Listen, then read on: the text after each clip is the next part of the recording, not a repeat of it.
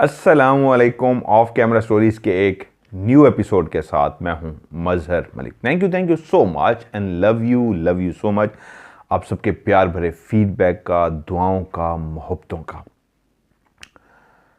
शुरू में ही मैं एक रिक्वेस्ट करना चाहूँगा इस फैमिली से जो इस ऑफ कैमरा स्टोरी का हिस्सा बन चुकी है कि मेरी सिस्टर जो पूरी फैमिली के साथ अभी 3-4 दिन पहले यूके से पाकिस्तान वापस आए हैं, उनकी तबीयत कुछ ठीक नहीं है। उनके लिए दिल से ढेर सारी दुआएं कीजिएगा कि अल्लाह ताला सारी फैमिली को जल्द अज जल्द ना सिर्फ सेहत याब करे बल्कि वो हमेशा की तरह हंसते मुस्कुराते और खुश खुरम रहें और उन पे अल्लाह ताला की रहमत ख़ास हो। आमीन सुम आमीन। यही सब दुआएं आप सबके लिए भी जो इस फैमिली का हिस्सा हैं। दिन रात मैंने रिकॉर्डिंग की है, चल रहा है। यकीन मानिए मेरी टोटल सिर्फ 3 घंटे की नींद होती थी जो इस ट्रिप पे मैं सोया हूँ। 5-6 बजे सुबह मैं सोता था और नमाज़ पढ़ने के बाद मैं सोता था और 3 घंटे के बाद मैं जाग जाता था। तो अभी तो मेरी नींद ही नहीं पूरी हो रही, मैं मुसलसल सोया हुआ हूँ। लेकिन इंशाल्लाह प्रोग्राम जो मैं आप लोगों के लिए रिकॉर्ड करके लाया हूँ राज, जिसमें मैंने कोशिश की है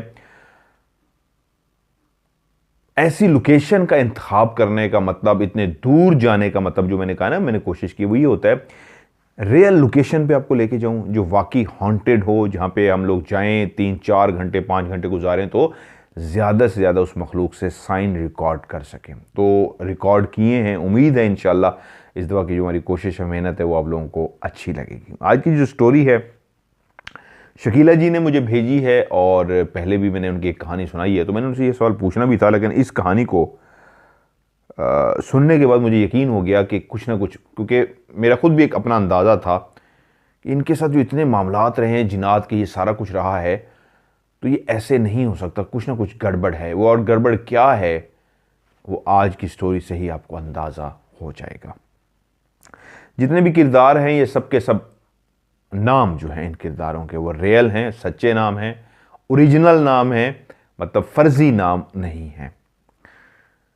ये कहानी है अब्दुल मजीद की, ये उनका असली नाम था।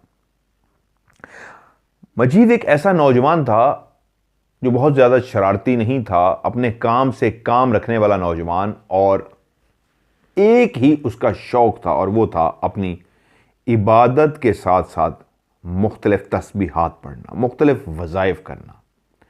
शायद उसकी रीज़न ये थी कि ये घराना 5 वक्त का नमाजी था, जहाँ 2 भाई और 2 बहनें, बड़ा भाई मजीद और उससे छोटा वहीद, और एक बहन जो बहुत ही प्यार करता था जिससे मजीद, रानी उसका नाम था, उसको प्यार से रानो कहता।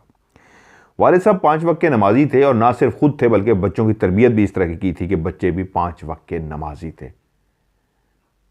वालिद साहब यकीनन ये जो वज़ाइफ का शौक मजीद के अंदर था, ये वालिद साहब की वजह से था।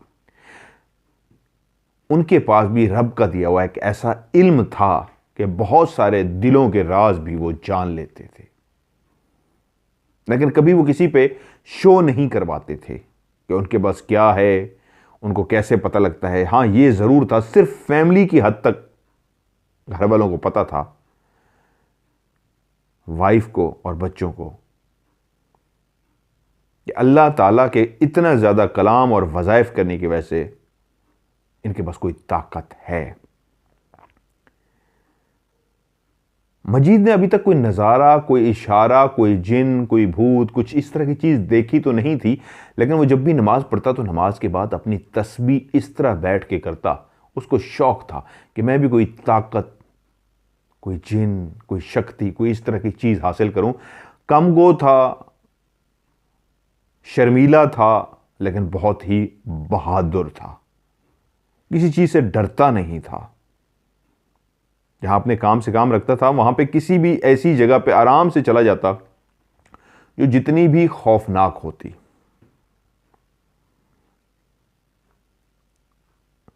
लियाकतपुर, कराची में इनकी रिहाइश थी। लियाकतपुर से कॉल आई, तबीयत ख़राब है फैमिली में किसी की, तो ये फैमिली वहां पे रवाना हुई। 3-4 दिन का ये उनका स्टे था जो वहां पे लंबा हो गया। ये छोटा सा वाकया जो एक मैं आपको सुनाने जा रहा हूं, मैंने भी जब कहानी सुन रहा था तो मुझे लगा कि ये तो गैर ज़रूरी वाक़या था, लेकिन बाद में लगा नहीं, ये बहुत अहम वाक़या था। वो ये कि गांव के लड़के जो होते हैं बहुत तेज़ तरार भी होते हैं। मजीद उनमें से शर्मीला सा, चुप सा रहने वाला, अपने काम रखने वाला। उन लड़कों ने मजीद को भी साथ लिया एक दिन और नहर पे नहाने चले गए। जब मैं कोई स्टोरी सुनता हूँ तो बहुत लंबी लंबी स्टोरी भी होती है। कुछ उसमें से मुझे वाक़यात लगते हैं कि सुनाने वाले हैं, कुछ लगता है कि इसकी ज़रूरत नहीं है, फैमिली ने सुना दिया। लेकिन कुछ जो बज़ाहिर शुरू में ऐसे लगते हैं लेकिन उनका आगे लिंक कहानी के साथ जुड़ा होता है। मजीद उन लड़कों के साथ नहर पे नहाने के लिए चला गया। वो नहाना शुरू हो गया और मजीद बाहर बैठ गया। वो मजीद थे कि तुम भी नहाने के लिए अंदर आ जाओ, पानी इतना गहरा नहीं है। लेकिन मजीद ने कहा नहीं, मुझे नहीं नहाना। वो उनके कहने पे उनके साथ चला तो गया था, लेकिन बाहर बैठ के गांव के उस माहौल को एंजॉय करता रहा। उन लड़कों को इतना अंदाजा जरूर हो गया था मजीद के साथ गपशप करके कि मजीद एक सीधा सादा सा लड़का है, उसके अंदर कोई भी फनकारी, तेज तरारी, चक्करबाजी नहीं है। वहीं पे नहाते हुए लड़कों ने फैसला किया, एक दूसरे को इशारा किया कि इसको थोड़ा सा पंप करते हैं, इसको यानी कि इमोशनल करते हैं। तो ऐसे बातों बातों में उसका कहा यार तुम तो बहुत डरपोक से लगते हो। तो मजीद ने कहा नहीं, मैं बिल्कुल डरपोक सा नहीं हूं, लेकिन मैं नहाना नहीं चाह रहा इसलिए पानी के अंदर नहीं आ रहा, तो इसका मतलब ये नहीं है कि मैं डरपोक नहीं हूं।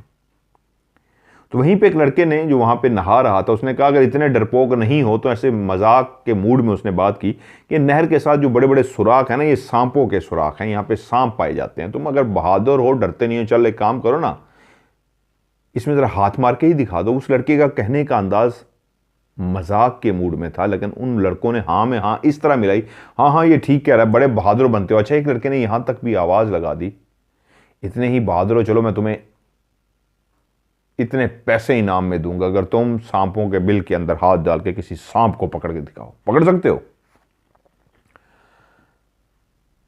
मजीद जो सीधा सादा था लेकिन बहादुर बहुत था, ये बात ऐसी उसके दिल को लगी। उसने कहा क्यों, क्या कहना क्या चाह रहे हो? क्या मैं बुज़दिल हूं? नहीं, मैं बहादुर हूं, मुझे किसी शर्त की जरूरत नहीं है, मैं वैसे भी सांप को पकड़ सकता हूं। वो इस नेचर का था नहीं, लेकिन उसको पंप किया जा रहा था, उसको मजबूर किया जा रहा था, इमोशनल किया जा रहा था कि इस तरह की हरकत करे। और यही हुआ। उनकी बातों में आके मजीद उठा और उठकर उसने उन सुराखों के अंदर हाथ मारना इस तरह शुरू कर दिया कि अगर कोई सांप है तो वो उसको पकड़ ले। एक छोटा मामूली वाकया नहीं है किसी भी सुराख के अंदर इस तरह हाथ डालना और बेखौफ होके, स्पेशली हमारे जैसे माशरे में। बाहर मुल्कों में तो ऐसा है, उनके यहाँ खौफ नहीं है सांप का, लेकिन हमारे यहाँ बहुत खौफ पाया जाता है। ऐसा नहीं है कि आप सांप के उसके में हाथ घुसाएं और उसको पकड़ लें। जब मैं भी सांप अमेरिका में पकड़ रहा था और सांपों के करीब होता था तो मैं खुद खौफजदा होता था, बहुत ज़्यादा खौफ आता है। लेकिन मैं असल में जो गया था वहाँ पे सांपों को पकड़ने नहीं गया था। एक खौफ की वेव आती है पूरे जिस्म के अंदर, ऐसे एक सरसराहट सी आती है, झटका निकलता है ना जब आपका सांप की वजह से, तो वो जो एक खौफ की लहर सी आती है, उस लहर को महसूस करने के लिए गया था। क्योंकि जिन्हों के पास जा जाके वो लहर ख़त्म हो गई है, तो मुझे लगता था शायद सांप के पास जाने से मेरी बॉडी के अंदर लहर है। खैर, स्टोरी की तरफ आते हैं। जब वो इस तरह की हरकत करता रहा तो वहीं पे उसका एक मामू भी जो उम्र में उससे बड़ा था वो साथ था। तो वो गुस्सा हो गया कि क्या कर रहे हो तुम, उनकी बातों में आके तुम इस तरह कर रहे हो, और उसको समझाना शुरू कर दिया छोड़ो इस हरकत को और चलो घर चलो। लेकिन वो लड़के इस तरह बातों बातों में इसको इतना ज़्यादा इमोशनल कर चुके थे कि वो हर बिल के अंदर हाथ घुसा रहा था और सांप पकड़ने की कोशिश कर रहा था। सांप तो उसके हाथ कोई ना आया, लेकिन घर जाके मामू ने शिकायत ज़रूर लगा दी। मजीद की अम्मी को जाके बताया कि इसने आज ये हरकत की है। माँ का दिल होता है। ना सिर्फ वो कांप गई और डर गई, उसको पता था कि उसका बच्चा बहुत ही सादा सा, शर्मीला सा है और गांव के लड़के बहुत तेज। उन्होंने मेरे बेटे को आज इस तरह इमोशनल करके ये हरकत करवाई है, अगर खुदा ना खास्ता कोई सांप निकल ही आता तो क्या बनता।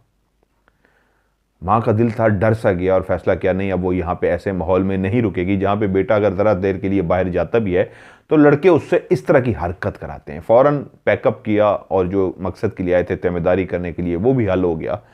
उसके बाद वापस कराची रवाना हो गए। मजीद जहाँ पे अपनी नमाज कोई भी कज़ा ना करता, हर जमात बानमाज पढ़ता और सुबह सुबह स्पेशली उठता और मस्जिद में जाके नमाज पढ़ता, वहीं पे वो लाजमी जो चीज़ करता था वो अपनी तस्बीह करता था। वो बैठ के अपनी तरफ से वज़ाइफ करता था कि शायद कोई चीज़, कोई ताकत, कोई शक्ति मुझे मिल जाए।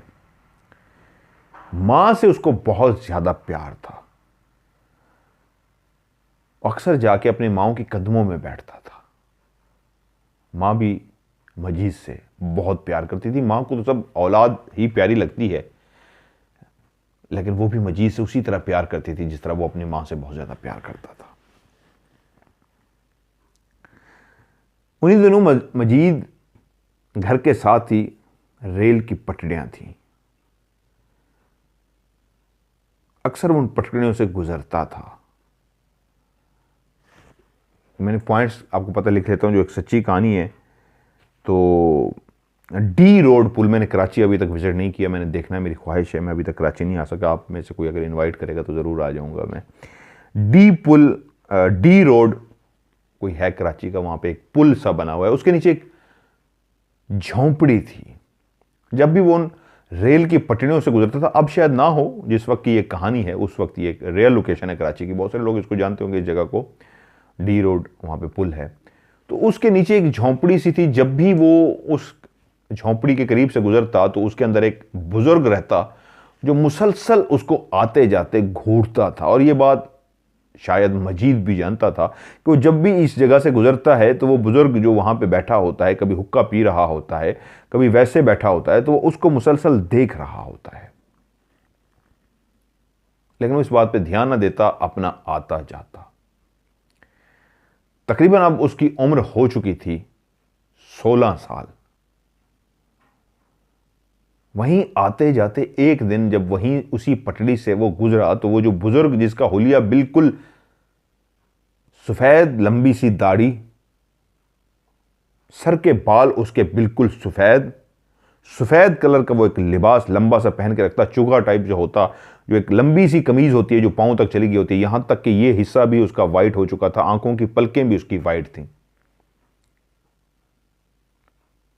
और एक रोज जब मजीद वहां से गुजर रहा था तो किसी ने पीछे से उसको उसका नाम लेकर पुकारा, मजीद। यह आवाज किसी और ने नहीं, उसी बुजुर्ग ने दी थी जो उस झोंपड़ी में रहता था। और मजीद इस बात से चौंक पड़ा, जिसके साथ कभी दुआ सलाम ही नहीं हुई, सिर्फ वो उसको आते जाते गुजरते हुए मुसलसल घूरता रहता था। आज उसने उसका नाम लेके पुकारा, और वो कैसे जानता है कि मेरा नाम मजीद है। ना सिर्फ वो चौंक पड़ा, बल्कि उसके कदम जहां पे थे वहीं पे रुक गए। और उसने मुड़ के देखा तो आज वो जो बैठा हुआ बुजुर्ग उसको तकता रहता था, अपनी जगह से खड़ा हो गया। और दोबारा से उसके मुड़ने पे उसने आवाज लगाई, मजीद मेरे पास आओ। उसकी आवाज में कुछ ऐसा जादू था, एक सहर सा था कि वो ना चाहते हुए भी आहिस्ता आहिस्ता उसकी तरफ जाना शुरू हो गया। और दिमाग एक बात सोच रहा था, ये कोई पहुंचा हुआ बुजुर्ग है, कोई वली है, कोई नेक इंसान है इंतहाई, जो मेरे नाम से भी वाकिफ है, जबकि इससे मेरी तो कभी दुआ सलाम तक नहीं हुई। और मैंने इसको जब भी देखा है इसी झोंपड़ी के अंदर बैठे देखा है। जब उसके करीब पहुंचा तो उसने कहा, तुम जो कुछ भी सोच रहे हो कि मैं कैसे तुम्हारे नाम से वाकिफ हूं, तो मैं तुम्हें बता देता हूं, सिर्फ तुम्हारे नाम से नहीं, मैं तुम्हारे बारे में सब कुछ जानता हूं। तुम बहुत ही भोले से हो, बहुत ही नादान से हो। घर वाले तुम्हें कोई चीज़ लेने के लिए भेजते हैं तो ये लेके आओ, तुम लेके ये चीज़ आ जाते हो, और जब तुम्हें ये काम कहा जाता है तो तुम ये काम कर लेते हो। कोई तुम्हें इमोशनल करे तो तुम सांपों की बिलों के अंदर भी हाथ डालना शुरू कर देते हो। मैं तो सब कुछ तुम्हारे बारे में जानता हूं। तो वो और बुजुर्ग से इंप्रेस हो गया कि ये तो कोई वाकई बहुत ही पहुंची हुई हस्ती है जो इतना कुछ जानती है। उसने इस तरह की बहुत सारी बातें मजीद के बारे में बताई। उसने कहा, मजीद मैं तुम्हें रोज आते जाते देखता हूं और मुझे पता है तुम्हें इस बात का एहसास है कि मैं तुम्हें देख रहा होता हूं।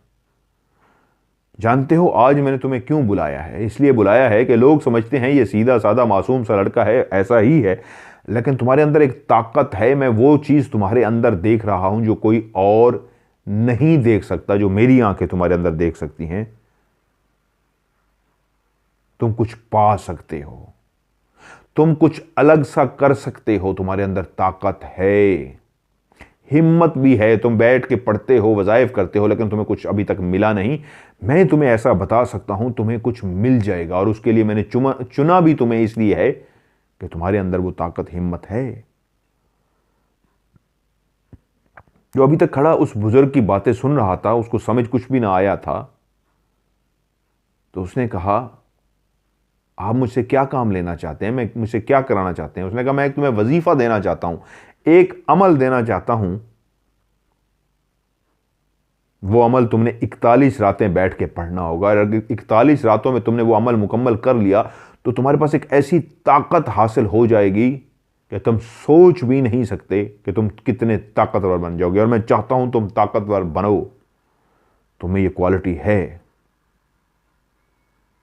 अब उसका भी इंटरेस्ट बढ़ने लगा, क्योंकि वो खुद वज़ाइफ करता था और ऐसा चाहता था कि उसको कोई ताकत मिले। उसने कहा बताइए, मैं हाजिर हूं, मुझे क्या करना होगा? उसने कहा कुछ भी नहीं करना होगा, सिर्फ 41 रातें जो मैं बैठ के तुम्हें सिखाऊंगा वो पढ़ना होगा। सिर्फ एक काम है जो तुमने लाजमी करना है। जितने दिन तुम ये चिल्ला बैठ के, वजीफा उसने लफ्ज कहा, असल में उसको चिल्ला कराना चाहता था। जितने दिन बैठ के तुम ये अमल करोगे तुम नमाज नहीं पढ़ोगे। जब तुम्हारा अमल मुकम्मल हो जाएगा उसके बाद तुम नमाज पढ़ सकते हो। वो इस बात पे चौंक गया कि ये आप क्या कह रहे हैं? मैं 41 रातें जब ये वजीफा करूंगा तो नमाज नहीं पढ़ूंगा, ये कैसे पॉसिबल है? मैं तो एक दिन भी नमाज नहीं छोड़ सकता और 41 रातें? और हां, बुजुर्ग बोला, नमाज के अलावा तुम 41 रातें नहाओगे भी नहीं। यानी 41 दिन तुमने ना ही नमाज पढ़नी है और 41 दिन ना ही तुमने नहाना है। जब यह अमल मुकम्मल हो जाएगा फिर तुम सब कुछ कर सकते हो। तो एकदम से चौंक गया और मजीद बोला, यह कैसा पॉसिबल है? ऐसा नहीं हो सकता। आप शायद मेरे वालिद साहब को नहीं जानते, उनके पास इतना इल्म है कि अगर कोई उनकी जूती भी पहन के बाहर चला जाए और वापस आके चुपके से जिस तरह पहन के गया था उसी तरह चुपके से वापस उस जगह पे जूती को रख दे जहां पे रखी हुई थी, तो वो जैसे ही अपने कमरे से बाहर निकलेंगे और जूता पहनेंगे तो वहीं पे रुक जाएंगे और कहेंगे किसने मेरे जूते को पहना था? नाम भी बता देंगे और बता देंगे वो कहां गया था, उसने क्या किया था और कहां से वो वापस आया है। सिर्फ जूता पहनने से वो बता देते हैं कि किसने मेरे जूते को पहना है। और जब मैं नमाज नहीं पढ़ूंगा, ऐसा अमल करूंगा, तो उनको सब पता लग जाएगा। तो बुजुर्ग बोले, तुम्हें एक काम करना होगा, जब भी तुम्हारा बाप से आमना सामना हो तुमने उनकी आंखों में आंखें डालकर नहीं देखना। अगर तुमने ऐसा कर दिया तो कुछ भी नहीं होगा। और मैं तुम्हें गारंटी देता हूं कि जब भी तुम्हारे बाप से आमना सामना होगा सिर्फ तुम अपनी निगाहें नीचे रखना, कुछ भी नहीं होगा और 41 दिनों का तो पता ही नहीं चलेगा, यूं करके खत्म हो जाएंगे, जल्दी से गुजर भी जाएंगे। उसके अंदर जितना भी खौफ था, शक व शुबहात थे, क्योंकि वो नमाज छोड़ने से डर रहा था कि मैं नमाज कैसे छोड़ूंगा अपनी, और 41 रातें नहाऊंगा नहीं, ये सारी बातें उसको डरा रही थी। तो वही वो बुजुर्ग उसको इस तरह के ख्वाब दिखा रहा था, बातें कर रहा था कि उसने उसको कायल कर लिया, कि उसने रजामंदी जाहिर कर ली कि हां मैं ये काम करूंगा। और उस बुजुर्ग ने उसको ना सिर्फ वो अमल सिखा दिया बल्कि कहा, मैं तुम अकेले इस अमल में नहीं होगे, मैं तुम्हारे पीछे बैठ के सब कुछ देख रहा हूंगा और कवर करने की कोशिश भी करूंगा, तुमने घबराना नहीं है। मजीद जो घर तक रास्ता तय करते हुए, घर जाते हुए मुसलसल इस सोच में था, क्या मैं ये करूं या ना करूं। हामी तो भर आया हूं, लेकिन दरवाजे की दहलीज के करीब पहुंचते ही वो फैसला कर चुका था, मुझे ताकतवर बनना है, मुझे ये करना है। वो अपने घर में दाखिल हुआ। घर के छत के ऊपर जो 2 कमरे थे, एक कमरे में तो सामान पड़ा हुआ था, सीमेंट, बजरी, इस तरह की चीजें, क्योंकि साथ बिल्डिंग बन रही थी, और एक कमरा जो था वो अभी खाली था, उसमें एक चारपाई भी पड़ी हुई थी। और फौरन उसके जहन में आ गया कि ये कमरा मेरे लिए बेहतरीन होगा जहां पे मैं अपना वजीफा चिल्ला कर सकता हूं। वो ऊपर गया, उस कमरे को उसने गौर से देखा और सब कुछ समझने के बाद नीचे मां के पास पहुंचा और मां से कहा, मां मेरे स्कूल के अंदर टेस्ट चल रहे हैं और आपको पता है मुझे आजकल बहुत ज़्यादा स्टडी करनी होती है, नीचे मैं डिस्टर्ब हो जाता हूं, पढ़ाई नहीं कर पाता, मैं ऊपर कमरे की सफाई वगैरह भी कर आया हूँ, देख आया हूँ, मुझे अब ऊपर रहना है, मैं रात को वहाँ पे पढ़ा करूँगा और कुछ दिन वहीं पे रहूँगा, जब मेरे टेस्ट वगैरह क्लियर हो जाएंगे, पेपर वगैरह हो जाएंगे तो मैं नीचे आ जाऊँगा, मुझे आपकी इजाज़त चाहिए। माँ अपने बेटे से बेइंतहा प्यार करती थी और बेटे की पढ़ाई का सुन के कि उसको तन्हाई चाहिए, पढ़ाई करनी है उसने, मां फौरी मान गई, लेकिन फिक्रमंद भी हो गई कि अकेले ऊपर डरोगे तो नहीं। उसने कहा ना, आपको पता है मां मैं डरता नहीं हूं, ना ही मैं डरूंगा, आप मुझे अच्छी तरीके जानती हैं। मां ने उसको इजाजत दे दी। वो अपना स्कूल का बैग, किताबें और चीजें उठाकर ऊपर पहुंच गया और मां ने 2-3 दिन उसके ऊपर निगाह रखी, वाकई ये पढ़ रहा है, ये क्यों ऊपर शिफ्ट हुआ है। तो उसने 2-3 दिन इस तरह का अंदाज अपनाए रखा, जब भी उसको सीढ़ियों से ऊपर किसी के आने की आवाज आती तो वो किताब खोल के बैठ जाता और इस तरह पढ़ाई करता कि देखने वाले को लगता कि वाकई वो पढ़ रहा है। मां ने 2-3 दिन उसको मुसलसल इसी तरह पढ़ते हुए देखा तो वो रिलैक्स हो गई और मुतमईन हो गई कि वाकई वो पढ़ रहा है। बाप ने भी जब महसूस किया कि वो रात को नजर नहीं आ रहा तो बेगम से पूछा मजीद कहाँ है। तो वही बात मां ने भी बता दी कि उसकी पेपर्स हो रहे हैं और वो पढ़ना चाह रहा है, तो उसका इस तरह नीचे वो कह रहा था मैं डिस्टर्ब हो रहा हूं, पढ़ नहीं पा रहा, तो इसलिए वो ऊपर वाले रूम में शिफ्ट हो गया है। बाप ने भी कहा अगर पढ़ने के लिए वो कुछ दिन के लिए ऊपर शिफ्ट हुआ है तो ये तो अच्छी बात है, उसको कहो दिल लगाकर वो पढ़ाई करे। अब ऐसा हो गया कि ऊपर शिफ्ट होने की वजह से वो नमाजें नहीं पढ़ रहा था, तो कोई भी इस बात को नोटिस नहीं कर पा रहा था। अगर वो नीचे होता तो सबकी नजरों में आ जाता कि वो नमाज नहीं पढ़ रहा। और फिर उस बुजुर्ग का बताया हुआ वो अमल उसने फैसला किया कि आज रात से मैं शुरू कर दूंगा। उस कमरे के दरमियान में जो चारपाई पड़ी थी, उस चारपाई पे जाके वो बैठा और उसके बताए हुए बहुत सारी चीज़ें मुझे तफसील से जब बताई जाती हैं तो मकसद कहानी सुनाना होता है, ये नहीं होता कि चिल्ले के सारा कुछ बता दूं तो लोग बैठ के करना शुरू कर दें। छुरी उसने ली और छुरी लेके उस छुरी के ऊपर उसने दायरा कड़ा लगाया और दायरा कड़ा उसने पूरी चारपाई के इर्द गिर्द लगा दिया और उस चारपाई पे ऊपर आके बैठ गया। अब जो चीज़ भी थी वो चारपाई के करीब तो आ सकती थी लेकिन चारपाई के ऊपर नहीं आ सकती थी क्योंकि दायरा कड़ा लग चुका था। पहली रात उस बुजुर्ग का बताया हुआ उसने पढ़ना शुरू किया और वो पढ़ता गया और रात जैसे ही 12 गुजरते थे तो 12 बजे के बाद वो पढ़ना शुरू कर देता। पहली रात उसने 12 बजे के बाद जैसे ही पढ़ना शुरू किया, पढ़ता रहा और बुजुर्ग ने जितना कुछ समझाया था वो सब चीज़ें उसके दिमाग में थी, यहाँ तक कि उसकी पढ़ाई मुकम्मल हुई। वो अपनी जगह से उठा और उसने दायरा कड़ा जो लगाया था उसको वापस खोल दिया। फजर की अजान हुई, नीचे उतरा और नमाज पढ़ने के बहाने वो बाहर चला गया, क्योंकि वो अक्सर फजर की नमाज बाहर मस्जिद में पढ़ता था और माँ या बाप या भाई कोई देखता वो बाहर जा रहा है तो समझ जाते वो नमाज के लिए बाहर जा रहा है। लेकिन वो फौरी तौर पे उन पटड़ियों के पास उस झोंपड़ी में जाता और उस बुजुर्ग को वो बताता कि मैंने आज पहली रात बैठ के अमल शुरू किया है, इसलिए जैसे ही सुबह हुई है मैं आपको बताने आ गया हूं कि ऐसे ऐसे मैंने पढ़ा है, ऐसे ऐसे दायरा कड़ा लगाया है और ये कुछ किया है। उस बुजुर्ग ने कहा बस इसी तरह जारी रखो, अभी शुरू में तो तुम्हें हल्का फुल्का महसूस होगा लेकिन आगे तुम्हें अलर्ट रहना होगा। बहुत सारा कुछ तुम्हारे सामने ऐसा होगा जिससे तुम घबराओगे, परेशान हो जाओगे, डर जाओगे, दिमाग तुम्हारा सटपटा जाएगा, लेकिन तुमने परेशान नहीं होना, मैं तुम्हारे साथ हूंगा। दूसरी रात भी सुकून से गुजरी। तीसरी रात में उसको कमरे के अंदर ऐसे जरूर महसूस हुआ जैसे कोई खिड़की हिली है। वो अपनी आंखें खोल के बैठा था, उसका दिमाग बिल्कुल हशाश बशाश था, लेकिन वो जो खिड़की हल्की सी हिली थी वो उसको महसूस कर गया कि कुछ ना कुछ हुआ है। वो मुसलसल उस खिड़की की तरफ देखता रहा, लेकिन सुबह हो गई, दोबारा कुछ भी नहीं हुआ।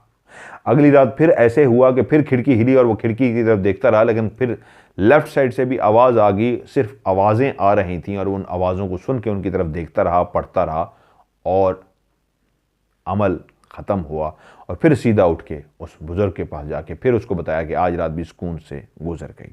मैं जब रात प्रोग्राम की हम लोग रिकॉर्डिंग करते हैं तो आपने देखा होगा वहां पे भी कभी इधर से जो आवाजें आती हैं वो इसी तरह ही आती हैं, जरूरी नहीं जिन सामने आके खड़ा हो जाए। वो इस तरह पढ़ता रहा और मुसलसल सुबह जाके उस बुजुर्ग को बताता रहा और बुजुर्ग उसको अलर्ट करता रहा कि बहुत सारे इम्तिहान आएंगे, बहुत सारे खौफनाक मंजर आएंगे, लेकिन तुमने घबराना नहीं है, पढ़ते रहना है। अब उसको पढ़ते हुए 15-20 दिन 20 रातें हो गई थी। कभी कोई खटका होता, कभी कोई आवाज़ पैदा होती, कभी कुछ होता, तो वो घबराता नहीं था। जिस तरह मैंने शुरू में आपको बताया कि वो बहुत ही बहादुर था, वो घबराया नहीं, वो डरा नहीं। वहाँ पे और भी बहुत सारे इस तरह के वाक़यात शुरू हो गए, जिससे उसको अंदाज़ा हो गया, जो बुज़ुर्ग ने उसको कहा था कि कुछ इस तरह की एक्टिविटीज़ होंगी जिसमें तुमने घबराना नहीं है। कभी किस सिमत से आवाज़ आना, कभी किस जगह से आवाज़ आना, कभी किस तरफ से कोई इशारा मिलना, लेकिन वो अपना वजीफ़ा करता रहता, चिल्ला करता रहता। जो वक्त गुजर रहा था, वो अलर्ट होता जा रहा था। मुख्तलिफ जहाँ पे वाक़यात हो रहे थे, वहीं पे एक रात ऐसा हुआ कि वो बैठा पढ़ रहा था, तो पढ़ते पढ़ते सीढ़ियों से बकायदा किसी के ऊपर आने की आवाज़ आई। लेकिन जो भी ऊपर आ रहा था वो मर्द नहीं, कोई औरत थी, क्योंकि उसके पाँव के साथ जिस चीज़ की आवाज़ थी वो थी पायल की आवाज़, घुंघरू की आवाज़। जैसे उसके पाँव के अंदर पायल हो या कोई घुंघरू हो, उसके हर कदम रखने के साथ घुंघरू या पायल बजने की आवाज़ आती। वो खिड़की के उसी सीढ़ी की तरफ देखता रहा, पढ़ता रहा। आवाज़ तो आई, लेकिन बाहर दरवाजे तक, जो कमरे के बाहर दरवाज़ा था, वहाँ तक आवाज़ आई। और उसके बाद ऐसा लगा जो भी था वो अंदर दाखिल नहीं हुआ, वहीं पे रुक गया। लेकिन उसके कदमों की जो आवाज़ें थीं वो बिल्कुल क्लियर थीं। ऊपर से उसकी पायल की जो छन छन छन थी वो भी क्लियर थी। उस रात उस आवाज़ों के अलावा तो कुछ ना हुआ। लेकिन अगली रात जैसे ही वो फिर पढ़ने के लिए बैठा, तो आज फिर उसी तरह कोई सीढ़ियां चढ़ा, और सीढ़ियां चढ़ते हुए उसी पायल घुंघरू की आवाज़ के साथ चलता हुआ दरवाजे तक आया। लेकिन आज जो भी थी वो दरवाजे के बाहर नहीं रुकी, बल्कि चलती हुई अंदर भी आ गई। आज वो जो खन खन छन छन हो रही थी, आज वो उसकी चारपाई के इर्द गिर्द चक्कर लगा रही थी। वो उसको देख तो नहीं पा रहा था, उसकी पाँव की आहट को जरूर सुन पा रहा था, और उस आहट के हर आहट के साथ घुंघरूओं की आवाज़, पायल की आवाज़ को भी सुन पा रहा था। वो उसकी चारपाई के इर्द गिर्द चक्कर लगाती रही, वो आवाज़ लगाती रही। जितनी देर वो पढ़ता रहा, वो आवाज़ मुसलसल उसके चारपाई के इर्द गिर्द घूमती रही, यहां तक कि उसका वजीफा ख़त्म करने का टाइम हो गया। उसने छुरी अपनी जगह से वापस उस तरह जिस तरह दायरा कड़ा लगाया था, उस तरह दायरा कड़ा खोला और सीधा बुजुर्ग के पास गया और उसको जाके बताया कि आज ये हुआ है। तो बुजुर्ग ने कहा, घबराना नहीं, अब और भी बहुत कुछ होगा, तुम उसके लिए तैयार रहना।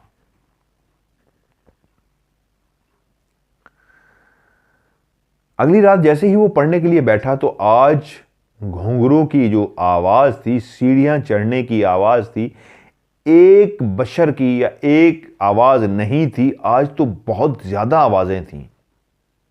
लेकिन ये क्या, आज जो आवाज़ उसके कान सुन पा रहे थे, वहीं पे उसकी आंखें भी देख रही थी कि कोई ऊपर चढ़ के आ रहा है।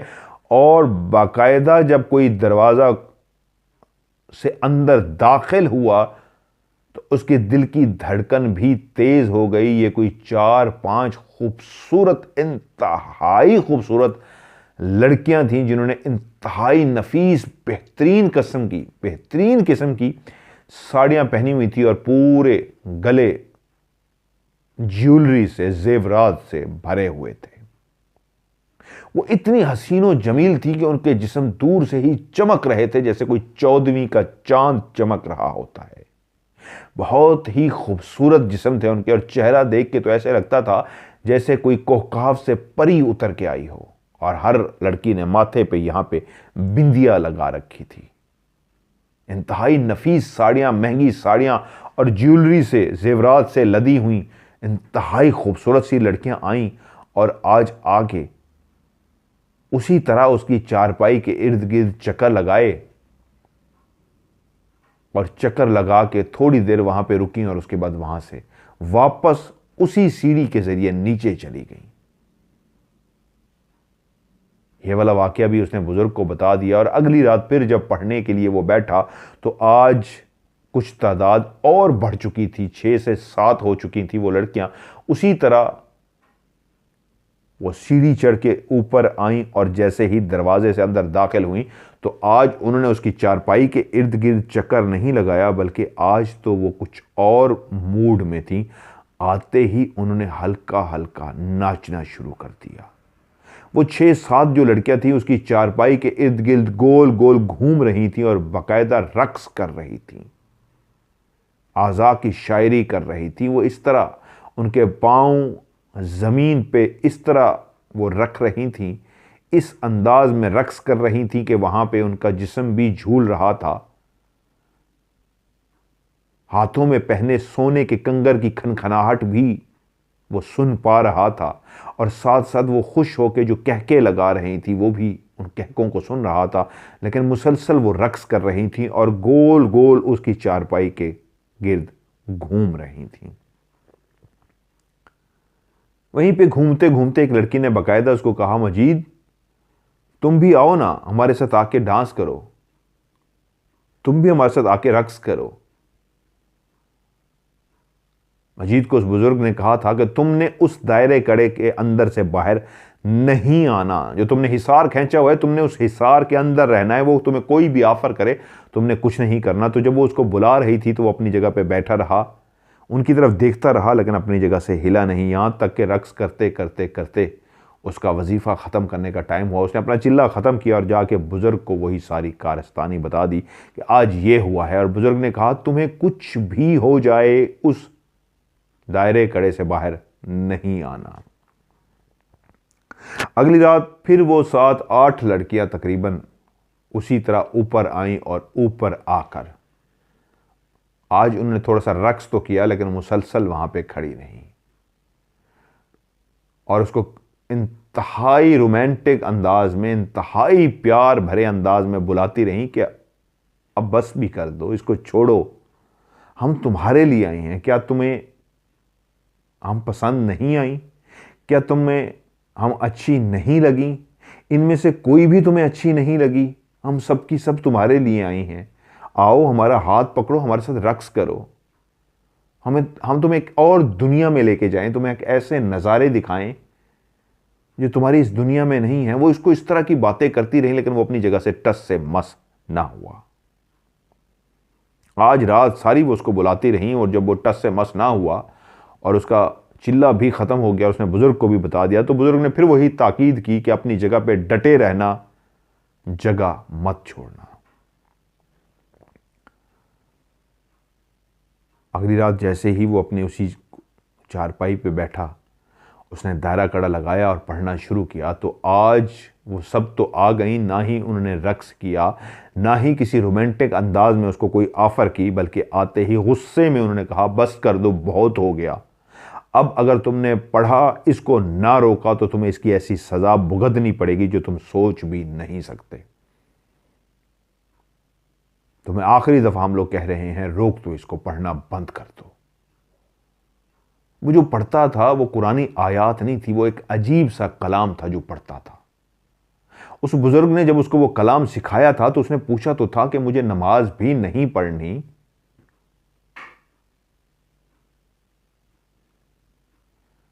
नहाना भी नहीं है और ये कलाम कुरान पाक भी नहीं, अजीब सा कलाम है, ऐसा आप क्यों चाह रहे हैं कि मैं ये करूं? तो उस बुजुर्ग ने कहा, इसलिए कि मेरी आंखें जो देख रही हैं कि तुम्हारे अंदर सिर्फ एक ऐसी ताकत है जो तुम इस कलाम को पढ़ के ताकतवर हो सकते हो। उसके बाद वापस अपनी ज़िंदगी की तरफ लौट जाना, नमाज पढ़ना, सब कुछ पढ़ना। असल में ये जो चिल्ला है, ये जो वजीफ़ा है, इसकी डिमांड मजबूरी ऐसी है कि इतने दिनों नमाज और नहीं पढ़नी और नहाना नहीं है, इसमें परेशान होने की ज़रूरत नहीं है, तुम दोबारा पढ़ सकते हो। उसने इस तरह की बातों से उसको कायल कर लिया था। और जब वो रोज़ बैठ के उस कलाम को पढ़ता था तो वो एक अजीब व गरीब सा कलाम था, लेकिन अब वो ये नहीं सोचता था कि मैं क्या कर रहा हूं। तो उस रात जब वो लड़कियां आईं तो वो गुस्से में थी और कहा, इस कलाम को बंद कर दो, नहीं तो आज तुम्हें ऐसा खुमियाजा भुगतना पड़ेगा कि तुम सोच भी नहीं सकते। वो पढ़ता रहा। वहीं पे एक लड़की ने आवाज दी, जाओ इसकी बहन रानी को लेके आओ। अपनी बहन का नाम सुन के वो एकदम से चौंक पड़ा, क्योंकि वो अपनी बहन से बहुत प्यार करता था। अपनी बैठ के पढ़ाई करता रहा तो वहीं पे देखा उसकी आंखों ने एक ऐसा मंजर जिससे उसकी दिल की धड़कन और तेज हो गई। एक हसीन और जमील लड़की ने उसकी बहन को बालों से पकड़ा हुआ था और इतनी जोर से पकड़ा हुआ था कि उसकी बहन की चीखें निकल रही थी और वो उसके बालों से पकड़ के उसको झटका देती और ज़ोर से झटका देती, वो सर पीछे इस तरह झटकती और उसकी चीखें निकल जाती, यहाँ तक कि वो लेके बिल्कुल उस कमरे में दाखिल हो गई और सामने दरवाजे में आके खड़ी हो गई। वो जिसको प्यार से रानो कहता था, उसकी बहन रानी उसके सामने खड़ी थी और उसी एक खूबसूरत लड़की ने उसके बालों को पकड़ा हुआ था और इतनी सख्त गिरफ्त थी उसके बालों में कि वो कोशिश के बावजूद अपने बालों को छुड़ा नहीं पा रही थी, सिवाय इसके कि तकलीफ में कराह रही थी। वहीं पे एक लड़की ने कहा, तुम्हें अभी भी अपनी बहन पे तरस नहीं आ रहा? अगर तुम चाहते हो तुम्हारी बहन जिंदा सलामत रहे तो इस कलाम को पढ़ना बंद कर दो, नहीं तो उसके बाद यह होगा कि तुम्हारी बहन की गर्दन उड़ा दी जाएगी।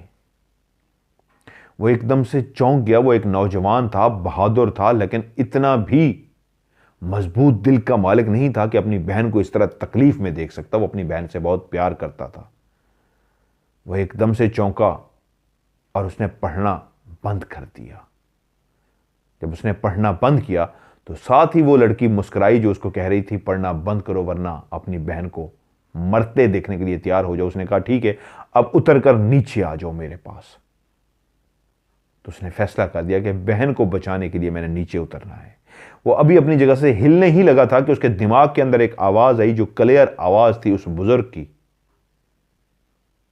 जिसके पास वो उस झोंपड़ी में जाता था। वो उसको कह रहे थे, मजीद, ये सब नजरों का धोखा है, खबरदार अपनी जगह से मत हिलना, यहीं पे बैठे रहो और पढ़ना जारी कर दो।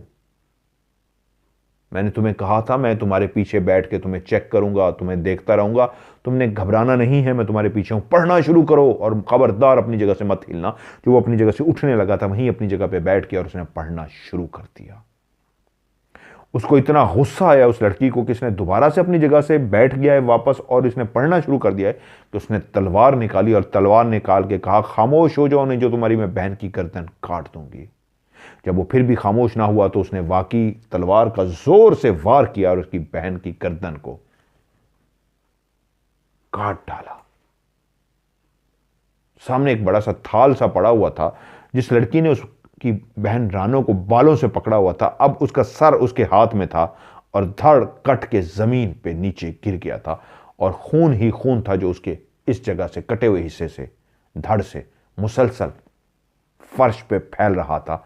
और उसने हंसते हुए जो उसका सर था उसको दिखाया और दिखा के सामने पड़े हुए थाल के अंदर डाल दिया।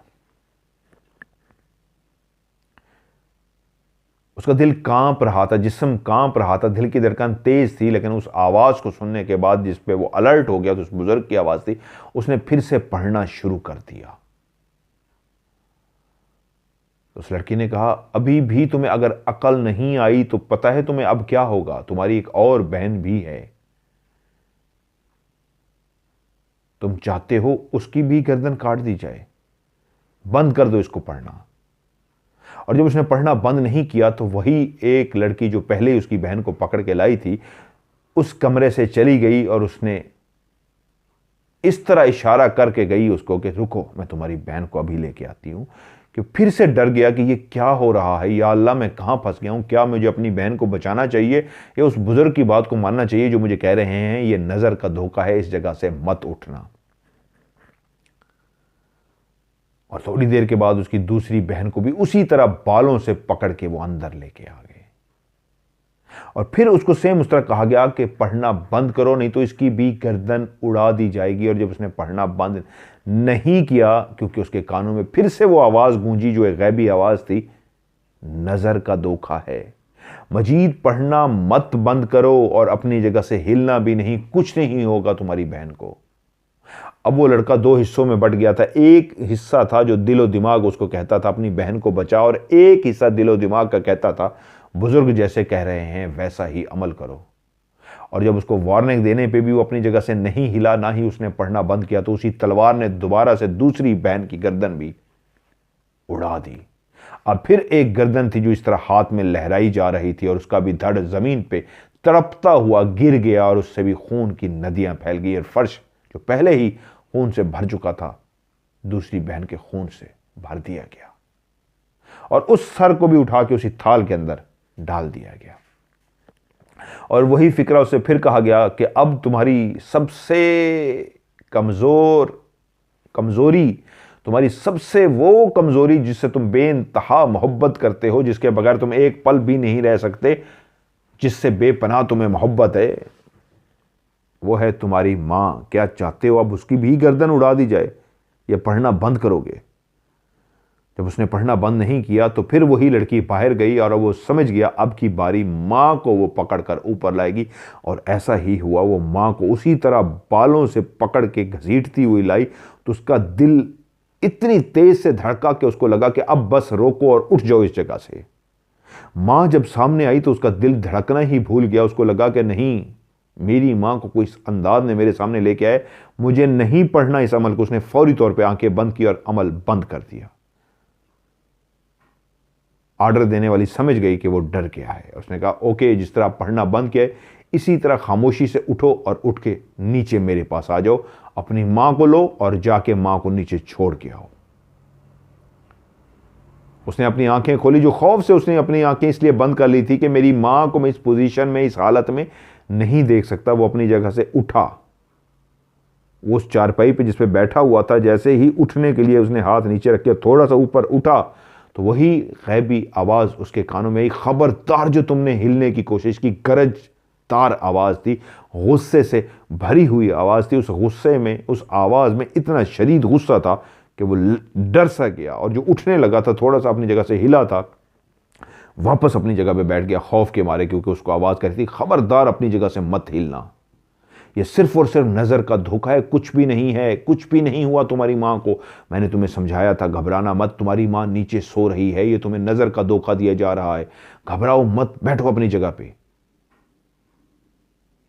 उस आवाज़ के अंदर ऐसा जहर, ऐसा गरजदार थी, ऐसा गुस्सा था कि वो सहम सा गया और फिर से आवाज़ आई, पढ़ना शुरू करो। और खौफ के मारे उसने पढ़ना शुरू कर दिया। वो लड़की जो खुश हो गई थी कि शायद अब ये नीचे उतर आएगा, तो उसने वापस गुस्से में वही तलवार निकाली और तीसरी उसकी मां की गर्दन भी उड़ा दी। वहां जो सामने खड़ी हुई थी, जब उसकी गर्दन कटी तो वो धड़ उसका यूं लहराया और उसके बाद धड़ाम से नीचे गिर गया। और खून की नदियां थी जो फुआरे से थे, उस खून धड़ से बह रहे थे। और उस गर्दन को भी, उस सर को भी जो हाथ में इस तरह पकड़ा हुआ था, उन्होंने उठा के उसी थाल के अंदर, जहां पे पहले ही दो बहनों की गर्दनें पड़ी थी, मां की गर्दन को भी डाल दिया गया। वो आंखें बंद करके पढ़ता रहा। उसने पढ़ना बंद नहीं किया, क्योंकि वो आवाज़ जो गरजदार थी, गुस्से में भरी हुई इसके कानों में आई थी, खबरदार अपनी जगह से मत हिलना और पढ़ना शुरू कर दो। वो समझ गया कि मुझे उस आवाज़ को फॉलो करना है और उसने पढ़ना शुरू कर दिया। वहीं पे एक मंजर जो उसकी आंखों ने देखा, वो एक और भयानक मंजर था। वो जो गर्दनें तीन कटी हुई सामने थाल के अंदर पड़ी हुई थी, जिनकी आंखें बंद हो चुकी थी, कि उसने देखा वो अपनी माँ को कटी हुई गर्दन को, बहनों की कटी हुई गर्दन को सामने बैठा देख भी रहा था और पढ़ भी रहा था और रोने वाले अंदाज में था कि माँ धड़ वो पड़े हुए हैं और माँ और दो बहनों के सर थाली में पड़े हुए हैं।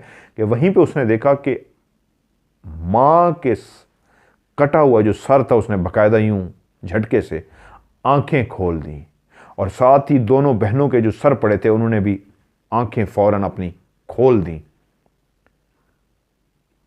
वह और ज्यादा डर गया। उसको झटका सा लगा कि वो कटी हुई गर्दनें जो थीं, उनकी आंखें खुल चुकी थी। और उसके बाद उन तीनों गर्दनों ने हंसना शुरू कर दिया और उनके कहके इस तरह आहिस्ता आहिस्ता बुलंद होना शुरू हो गए, जैसे इस अंदाज वो उसका मजाक उड़ा रहे हों। और वो कहके, तंजिया कहके हंसी और बढ़ती गई। अब वो तीनों कटी हुई गर्दनें मुसलसल कहके लगा रही थी कि उसकी आंखों ने फिर मंजर देखा कि पहली बहन रानो का, जिसका धड़ नीचे कट के गिरा था, वो जमीन पे पड़ा हुआ धड़ उठ के बैठा। फिर दूसरी बहन का धड़ भी उठ के बैठा और फिर मां का धड़ भी उठ के बैठा। और वो जो धड़ जमीन पे गिरे हुए थे, जो अब उठ के बैठ चुके थे, बाकायदा फिर अपनी जगह से खड़े हो गए। और उन तीनों धड़ों ने बाकायदा, जिस तरह उन लड़कियों ने रक्स किया था, उस चारपाई के इर्द गिर्द रक्स करना शुरू कर दिया। और वो जो तीनों कहके लगाते सर थे वो अपनी जगह से बुलंद हुए, हवा के अंदर पहुंचे तीनों, और उन्होंने भी उन धड़ों के साथ साथ गोल गोल घूमना शुरू कर दिया, लेकिन वो मुसलसल कहके लगाते जा रहे थे। और वहीं पे उसकी आंखों ने जो एक और भयानक मंजर देखा, जहां पे धड़ कटे हुए गोल गोल रक्स कर रहे हैं, गर्दनें हवा में लहरा रही हैं, कहके लगा रही हैं, वहीं पे वो जो खूबसूरत हसीनो जमील लड़कियां थीं अब अपने असली रूप में आना शुरू हो गई कि उसकी आंखों ने देखा वो जेवरात पहने, खूबसूरत नफीस साड़ियां पहने इंतहाई खूबसूरत लड़कियां जो उसके सामने खड़ी थी, अब वो आहिस्ता आहिस्ता उनकी शक्लें, उनके जिस्म बदल रहे थे। आहिस्ता आहिस्ता वो हड्डियों का ढांचा बन रही थी। आहिस्ता आहिस्ता वो इंतहाई बदसूरत होती जा रही थी, इतनी भयानक होती जा रही थी कि जो पहले ही अभी समझ नहीं पाया था, जिस्म मुसलसल उसका कांप रहा था, खौफ से उसकी बुरी हालत थी, अब उसने देखा वो सब हसीनो जमील भी इंतहाई खौफनाक भयानक डायने बन चुकी हैं, चुड़ैलें बन चुकी हैं, इंतहाई खौफनाक, जिसको देख के कोई भी एक नॉर्मल इंसान अगर देखे तो वो खौफ की वजह से बेहोश हो जाए। लेकिन वो बहादुर था, लेकिन हालत उसकी भी ऐसी हो चुकी थी जैसे अभी बेहोश हुआ, अभी बेहोश हुआ। लेकिन एक गैबी आवाज़ मुसलसल उसके कान में आ रही थी, तुम्हें हिम्मत करनी है, तुम्हें हिम्मत करनी है, तुम्हें घबराना नहीं है, तुम्हें डरना नहीं है, अपने ऊपर काबू रखना है, पढ़ते रहो, पढ़ते रहो। अब उसके इर्द गिर्द एक रक्स हो रहा था। रक्स में 3 गर्दनें उड़ी रही थीं और वो कहके लगा रही थीं, और रक्स में जो 3 धड़ मुसलसल, एक मां का और 2 बहनों के गर्दन के बगैर खाली धड़ थे, और अभी तक उन धड़ के अंदर से जो कटा हुआ हिस्सा था गर्दन, उसके अंदर खून मुसलसल ऐसे ऊपर फुआरे की तरह बह रहा था। वो मुसलसल उसके इर्द गिर्द रक्स जो कर रहे थे, वो खून उस चारपाई पे तो नहीं गिर पा रहा था, लेकिन इर्द गिर्द की दीवारों को इस तरह गिरता जा रहा था उन दीवारों पे कि लगता था कि छत और दीवारें खून से भर जाएंगी। सिर्फ वाहिद एक चारपाई और ये जगह थी जहां पे वो बैठा हुआ था, खून नहीं था, वरना पूरा कमरा, छत, दीवारें खून से भर चुकी थी। अब वो जो खूबसूरत लड़कियां थी वो भी चुड़ैले बन के उसके इर्द गिर्द रक्स कर रही थी। आवाज जो एक गैबी थी जो उसको मुसलसल कहती कि ये सब नजरों का धोखा है, हिम्मत करो, तुमने घबराना नहीं है, हाँ मजीद तुम कर सकते हो, तुम्हें ये करना है, करते रहो, पढ़ते रहो, तुमने अपने हवास पे काबू रखना है, तुमने अपने दिमाग पे काबू रखना है, तुमने घबराना नहीं है, तुमने भूलना नहीं है, तुमने इसी तरह पढ़ते रहना है, अपनी जगह से हिलना नहीं है, सामने मत देखो। और इस तरह की बहुत सारी बातें जो उसके दिमाग में मुसलसल कहीं से आ रही थी, उन्हीं बातों के सहारे शायद वो अभी तक बेहोश नहीं हुआ था, वरना अब कब का वो बेहोश हो चुका होता। एक ऐसा भयानक मंजर कोई एक आम इंसान देखे तो शायद उसका हार्ट ही फेल हो जाए, वो मर ही जाए। मां को, 2 बहनों को इस तरह गर्दन को कटते हुए देखना, मां को पकड़ के भी अगर कोई लाए तो इंसान का तो वैसी हालत बुरी हो जाती है, और बहन को भी पकड़ के लाए, वहां पे तो गर्दनें को काटा जा रहा था, लेकिन अब तो मंजर ही भयानक था। 3 सर गोल गोल चक्कर लगा रहे थे, खाली सर नहीं, 3 धड़ भी साथ थे जिनके अंदर फुआरे निकल रहे थे मुसलसल। इंसान को अगर काटा जाता है तो उनका जो जिस्म के अंदर खून है एक टाइम के बाद निकलना बंद हो जाता है, लेकिन अभी तक वो जो 3 धड़ रक्स कर रहे थे उनके अंदर से खून भी बह रहा था, कहके भी निकल रहे थे। अब सिर्फ इजाफा हुआ था तो उन खूबसूरत लड़कियों का जो भूतनियां बन चुकी थी, चुड़ैलें बन चुकी थी, डायने बन चुकी थी, वो भी उस रक्स में शामिल हो चुकी थी। इससे पहले कि वो बेहोश होता, आखिर उसका उस रात का अमल मुकम्मल हुआ और उसने अपना दायरा कड़ा। जैसे ही उसका अमल मुकम्मल हुआ, उसी वक्त कमरे के अंदर एक खामोशी छा गई, और उसने अपना जब दायरा कड़ा खोला तो कमरे के अंदर खून तो था, लेकिन कोई इंसान नहीं था। ना ही वो 3 कटी हुई गर्दनें, ना ही वो 3 कटे हुए धड़, और ना ही वो हसीनो जमील जो बाद में डायने बन गई थी, वो भी नहीं थी। जैसे ही उसने अपना अमल मुकम्मल किया, फौरी तौर पे वो नीचे भागा मां और बहनों को देखने के लिए। जैसे ही कमरे में गया तो देखा बहन अपनी जगह पे सो रही है, रानी भी अपनी जगह पे सो रही है, और उसके बाद जब वो मां की तरफ लपका तो देखा मां भी गहरी नींद सो रही है। अभी कुछ ही मिनट बाकी थे अजान होने में। वो माँ के कदमों में गया, जिस तरह हमेशा माँ के कदमों में बैठता। वो सोई हुई माँ के कदमों में गया। उसने माँ के पहले बहन को बोसा दिया माथे पे, फिर दूसरी बहन के सर पे बोसा दिया, और माँ के कदमों में जब जाके बैठा तो उसने बकायदा पाँव पे, दोनों पाँव पे बोसा दिया। और उसके बाद उसके आंसू थे जो रुकने का नाम ही नहीं ले रहे थे। पता नहीं उसके दिल में ऐसी भड़ास सी बन गई थी। वो मंजर जो उसने देखे थे, बहनों को जिस तरह कटता हुआ देखा था, जिस तरह तलवारों के साथ उसकी बहनों को और माँ को काटा गया था, ये किसी भी बहादुर से बहादुर बंदे को घबराने के लिए, उसको दिल दहला देने के लिए एक मंजर काफ़ी था। वो तो एक 16 साल का नौजवान था। वो इतने खौफनाक मंजर थे कि वो माँ के पाँव को चूमने के बाद रोता रहा, यहाँ तक कि माँ की आंख खुल गई। और जब माँ ने देखा बेटा कदमों में बैठा है और रो रहा है, तो एकदम से उसने पूछा, क्या हुआ मजीद? और उसने देखा जब माँ जागी है तो उसने कहा, माँ कुछ नहीं, एक बुरा ख्वाब देख लिया था। तो माँ ने बेटे का प्यार लिया, उसको चुप करा और कहा, मैंने तुम्हें इसलिए मना किया था ऊपर अकेले शिफ्ट ना हो कि तुम डर जाओगे। साथ ही उसने अपने आंसुओं पे कंट्रोल किया और कहा, नहीं माँ, तुम्हें पता तो है तुमसे बहुत प्यार है मुझे, बस वैसे दिल चाह रहा था कि तुम्हारे कदमों में बैठूं। आके बैठ गया। मैं परेशान नहीं हूं, बस एक बुरा सा सपना देखा था जो अब ख़त्म हो गया है।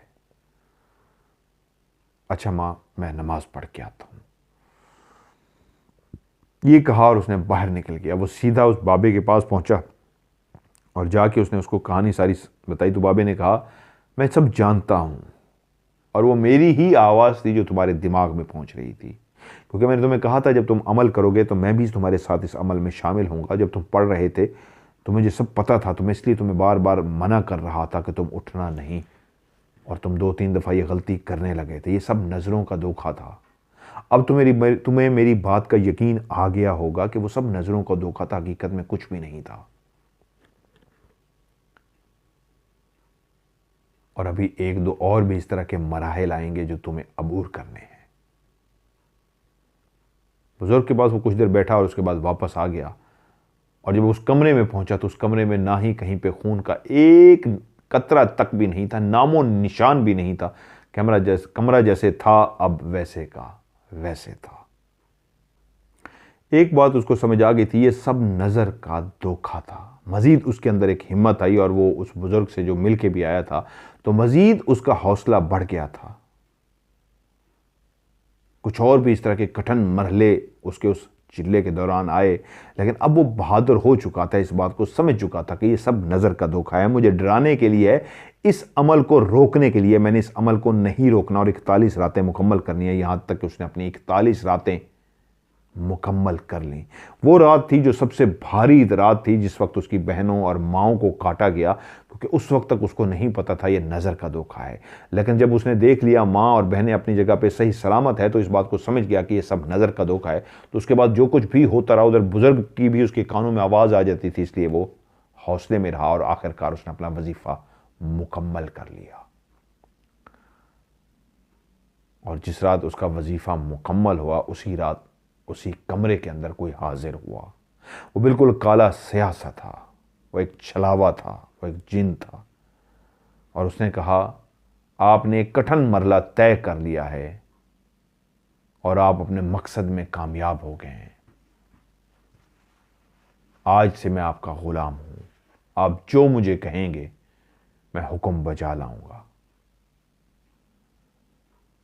वो एक नौजवान सा लड़का था, वो एक ऐसा बड़ा अमल कर चुका था जिससे वो खुद भी ना वाकिफ था। तो उसके साथ फरमाइशें क्या शुरू हुई। वो उसे मिठाई मंगवाता था कि मुझे कुछ मीठा ला के दो।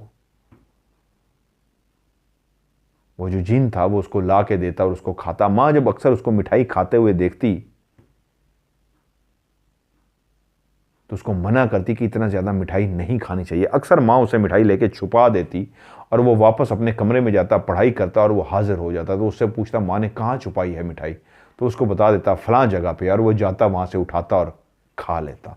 माँ बर्तनों के नीचे भी छुपा देती थी, तो वो उससे छलावे से पूछ के जाता, बर्तनों को उठाता और नीचे से मिठाई निकाल के खा लेता। उसका अटैचमेंट पहली जिस तरह माँ के साथ थी, अब भी उसी तरह थी। अब वो नहा तो लेता था, लेकिन उसकी नमाजों की बाकायदगी नहीं रही थी। अब वो नमाजें नहीं पढ़ता था, क्योंकि उसको बुजुर्ग ने कहा था भी फिलहाल तुम्हें नमाजें नहीं पढ़ना। उसको मज़ा आ रहा था उस छलावे को। वो जब भी, उस छलावा भी जिन को ही कहते हैं, उस छलावे को जब भी बुलाता और उससे कोई फरमाइश करता खाने पीने की, वो उसकी पूरी कर देता तो वो बहुत खुश होता था। उसको बुजुर्ग ने कहा था फिलहाल अभी तुम्हें नमाज नहीं पढ़नी, नहा सकते हो। वो नहा लेता लेकिन नमाजें नहीं पढ़ता था। अब उससे वो काम क्या ले रहा था? सिर्फ ये काम ले रहा था कि मुझे कुछ खाने को, मीठी चीज़ खाने को ला दे, तो उसको मीठी चीज़ खाने को ला देता। उन्हीं दिनों एक वाकया हुआ कि माँ ने रज़ायाँ निकाली और उनको धूप में डाला और उसके बाद रज़ायाँ पैक करके रख दी। लेकिन एकदम से माँ को याद आया उसकी कानों के अंदर जो सोने की बाली थी वो कहीं गिर गई है। माँ ने काफ़ी ढूंढा, पूरे घर के अंदर ढूंढा, जब नहीं मिली तो उसने वो रज़ायाँ जो पेटी के अंदर रखी थी, पेटी को खोला और रज़ाइयों को भी अच्छी तरीके देखा, लेकिन बाली ना मिली। शाम को वो घर में दाखिल हुआ तो माँ को परेशान सा पाया। पूछने पे माँ ने बताया कि मेरी सोने की कान के अंदर जो बाली थी या झुमका था वो गायब हो गया है। पूरा घर छान मारा है, रज़ाइयाँ भी खोल के देख ली, दोबारा से निकाल के पेटी के अंदर, लेकिन वो नहीं मिली। वो चुप करके अपने कमरे में गया और वहां पे जाके उसने पढ़ाई की। छलावा हाजिर हुआ, पूछा क्या हुक्म है मेरे आका? तो उसने कहा मेरी माँ की बाली कहाँ पे है? तो उसने उसको बताया आपकी माँ की बाली वो जो रज़ाई है जिसके ऊपर फूलों, गुलाब के फूलों की पत्तियां बनी हुई हैं, जिस कपड़े के डिज़ाइन के ऊपर, उसका फलां जो कोना है उसके साथ चिपकी हुई है। वो धागा कान में फंसा था और उसके बाद वो उतर गई थी। उस जगह पे जाके आप निकाल लीजिए। वो गया, माँ से कहा माँ पेटी खोलो, मैंने आपकी बाली को ढूंढना है। तो उसने कहा पेटी में नहीं है, मैं रज़ाइयाँ ढूंढ के देख चुकी हूँ, उसमें नहीं है। उसने कहा माँ आप पेटी तो खोलो। जब जिद किया और माँ ने पेटी खोली तो उसने पहली रज़ाई उठा के साइड पे रखी, दूसरी उठा के साइड पे रखी, नीचे नीचे वो जो गुलाब के पत्तियों वाली रज़ाई थी उसको उठाया और उसको उसी कोने को खोला और उठा के वो बाली जो लगी हुई थी निकाली और माँ को कहा ये लो माँ। माँ चौंक गई इस बात पे और उसने कहा तुम्हें कैसे पता लगा? तुमने पहली रज़ाई को भी नहीं देखा, दूसरी को भी नहीं देखा, डायरेक्ट उस रज़ाई पे चले गए, तुम्हें कैसे पता लगा? उसने कहा माँ मैं वज़ाइफ करता हूँ ना, आपको पता है मैं बहुत ज़्यादा वज़ाइफ करता हूँ, तो जब मैं वज़ाइफ करता हूँ तो मैं, अल्लाह ताला मुझे मदद कर देते हैं, मुझे इशारा मिल जाता है, मुझे इशारा मिला, परेशान ना हो। माँ के दिल में ये बात तो आ गई कि बेटे के पास वाकई कोई वज़ाइफ की वजह से, क्योंकि वो जानती थी शौहर के पास भी कोई ऐसी ताकत है, तो इसलिए उसको झटका नहीं लगा। वो भी देखती थी कि बेटा बहुत ज़्यादा वज़ाइफ करता है, तो इसलिए उसके दिल ने कबूल कर लिया माँ ने कि ये भी वज़ाइफ कर रहा है तो यकीनन इसको पता लग गया होगा। लेकिन अब ऐसा होने लगा कि गांव के उस मोहल्ले के लोग भी अक्सर कोई इस तरह काम होता है, कुछ होता तो मजीद से कहते हैं, और मजीद इस तरह का काम जिससे गैबी ताकत से मदद लेके किया जाता तो वो उनका कर देता था, और वो लोग भी उसका शुक्रिया अदा करते। वो पैसे वगैरह नहीं लेता था, बहुत ज़्यादा मशहूर नहीं हुआ था, ढके छुपे लफ्ज़ में करता था। और मोहल्ले वाले कुछ लोग जो जानते थे इस बात को, वो ये समझते थे वो बहुत नेक है, नमाजें पढ़ता है, तस्बीहात करता है, वज़ाइफ करता है, इसलिए अल्लाह ताला उसकी मदद कर देते हैं। इसलिए उससे जो सवाल पूछा जाता है या बात की जाती है वो सच हो जाती है। लेकिन कोई इस बात से वाकिफ़ नहीं था कि वो किस तरह छलावे को बुला के उससे पूछता है। वहीं पे एक दिन उसने छलावे से पूछा कि माँ परेशान रहती है, घर के अंदर परेशानी आती है, बीमारी आती है, तो ये क्या है? तो छलावे ने कहा हसद आपके घर को भी खाए जा रहा है। या अल्लाह खैर, चलें मैं पूछता हूँ तुम लोगों से, रुको। उसने कहा हसद तुम्हारे घर को खाए जा रहा है। इस वक्त मेरे करीब है कोई, बहुत ज़्यादा महसूस कर रहा था, मैं आवाज़ का भी आपको शुरू में कहा था, आज आप लोगों ने भी देख लिया ये क्या हरकत हुई। मैं इस वक्त अकेला हूँ, मेरे घर में हैं और ये करते हैं, और अच्छा इस वक्त मैं खैर मूड में नहीं था। अच्छा उसने कहा हसद की वजह से आपके घर को भी छोड़ा नहीं जा रहा, आपको पता है, और कौन है? तो उसने बताया फलां है। उसने अपनी बहन को बुलाया एक दिन कमरे में और उसको कहा आओ तुम्हें मैं आज कुछ दिखाना चाहता हूँ। रानी बहन उसके साथ कमरे में गई तो उसने वहां पे मुसल्ला बिछाया और मुसल्ले के ऊपर बैठ के पढ़ना शुरू कर दिया। मुसल्ले के ऊपर बैठ के पढ़ता रहा और वहीं पे उसने अपना हाथ ऐसे फजा में किया तो बहन ने देखा एक पुतला सा था, उसके अंदर सोयां चुभी हुई थी, उसके हाथ के अंदर आ गया।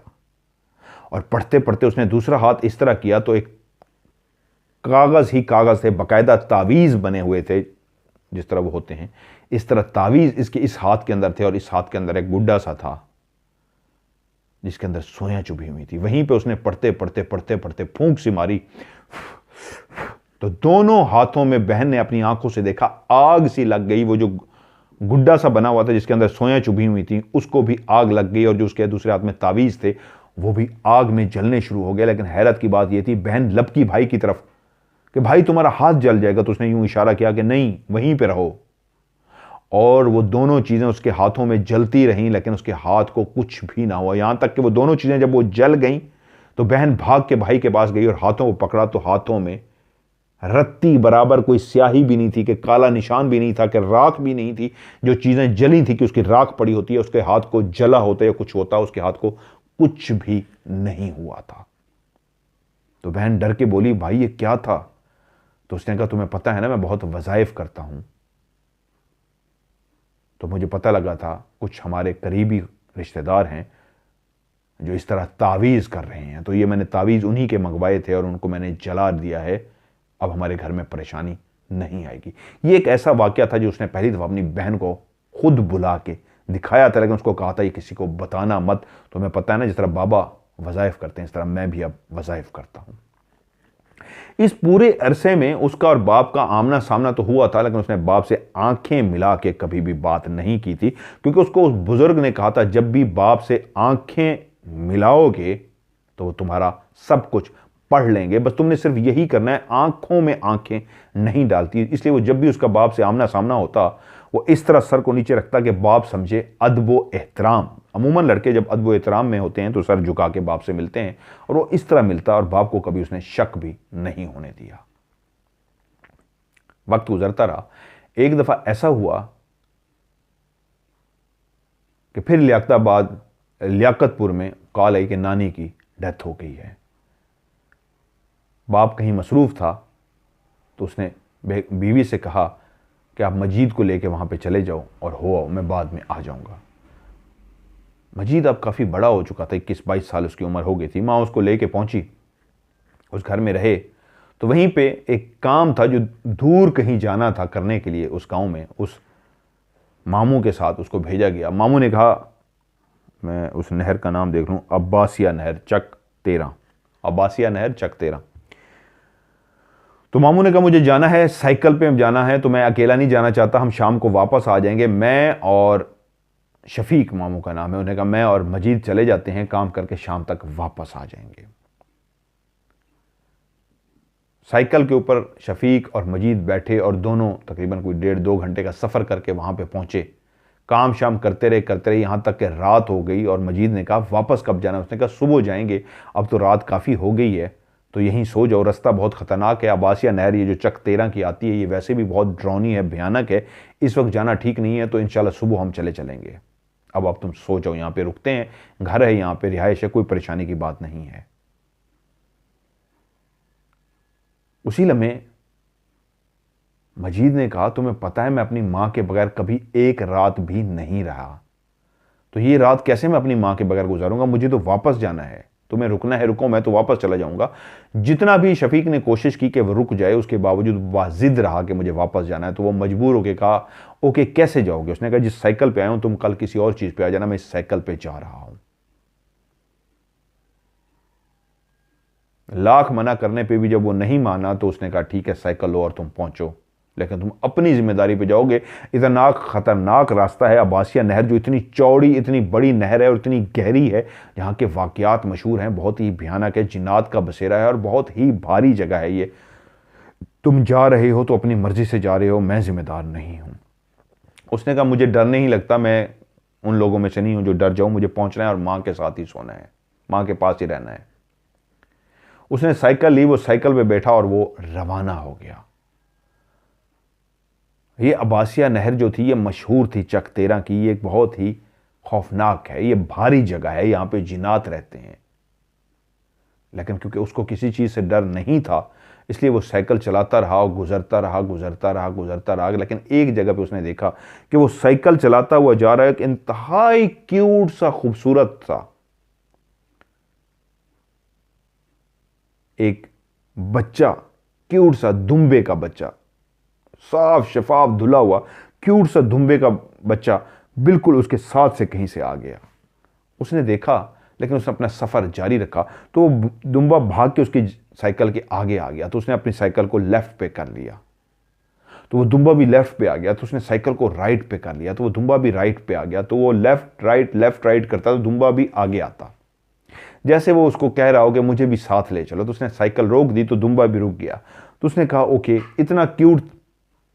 फिर एक आवाज़ आई होगी, आप लोगों को अंदाज़ा हो रहा होगा, आज मैं काफ़ी दिनों के बाद आया हूँ घर, आपको पता है, तो ये मखलूक के साथ ज़रा दुआ सलाम भी अभी नहीं हुई। अच्छा खैर, उसने वो जो दुम्बा था इतना क्यूट था, उसके ऊपर दिल आ गया, छोटा सा उसने उठाया वो, और साइकिल के आगे जो डंडा होता है वहाँ पे छोटी सी एक सीट भी लगाई जाती थी छोटे बच्चों के लिए, उसके ऊपर लगी हुई थी।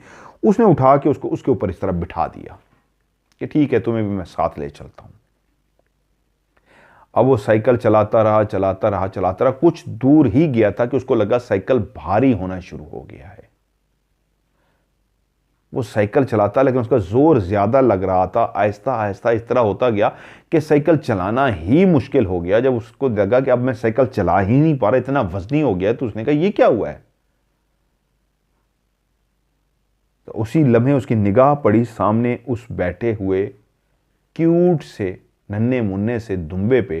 तो उसने देखा कि उसकी जो चारों टांगे हैं वो ना सिर्फ लटक के जमीन पे पड़ी हैं, बल्कि पीछे की तरफ जा रही हैं। तो उसने साइकिल रोक दिया, वैसे भी अब उसे चल नहीं पा रहा था। तो उसने मुड़ के देखा, तो दूर तक जहां तक उसकी निगाह देख पा रही थी, वहां तक उसकी टांगे गई हुई थी।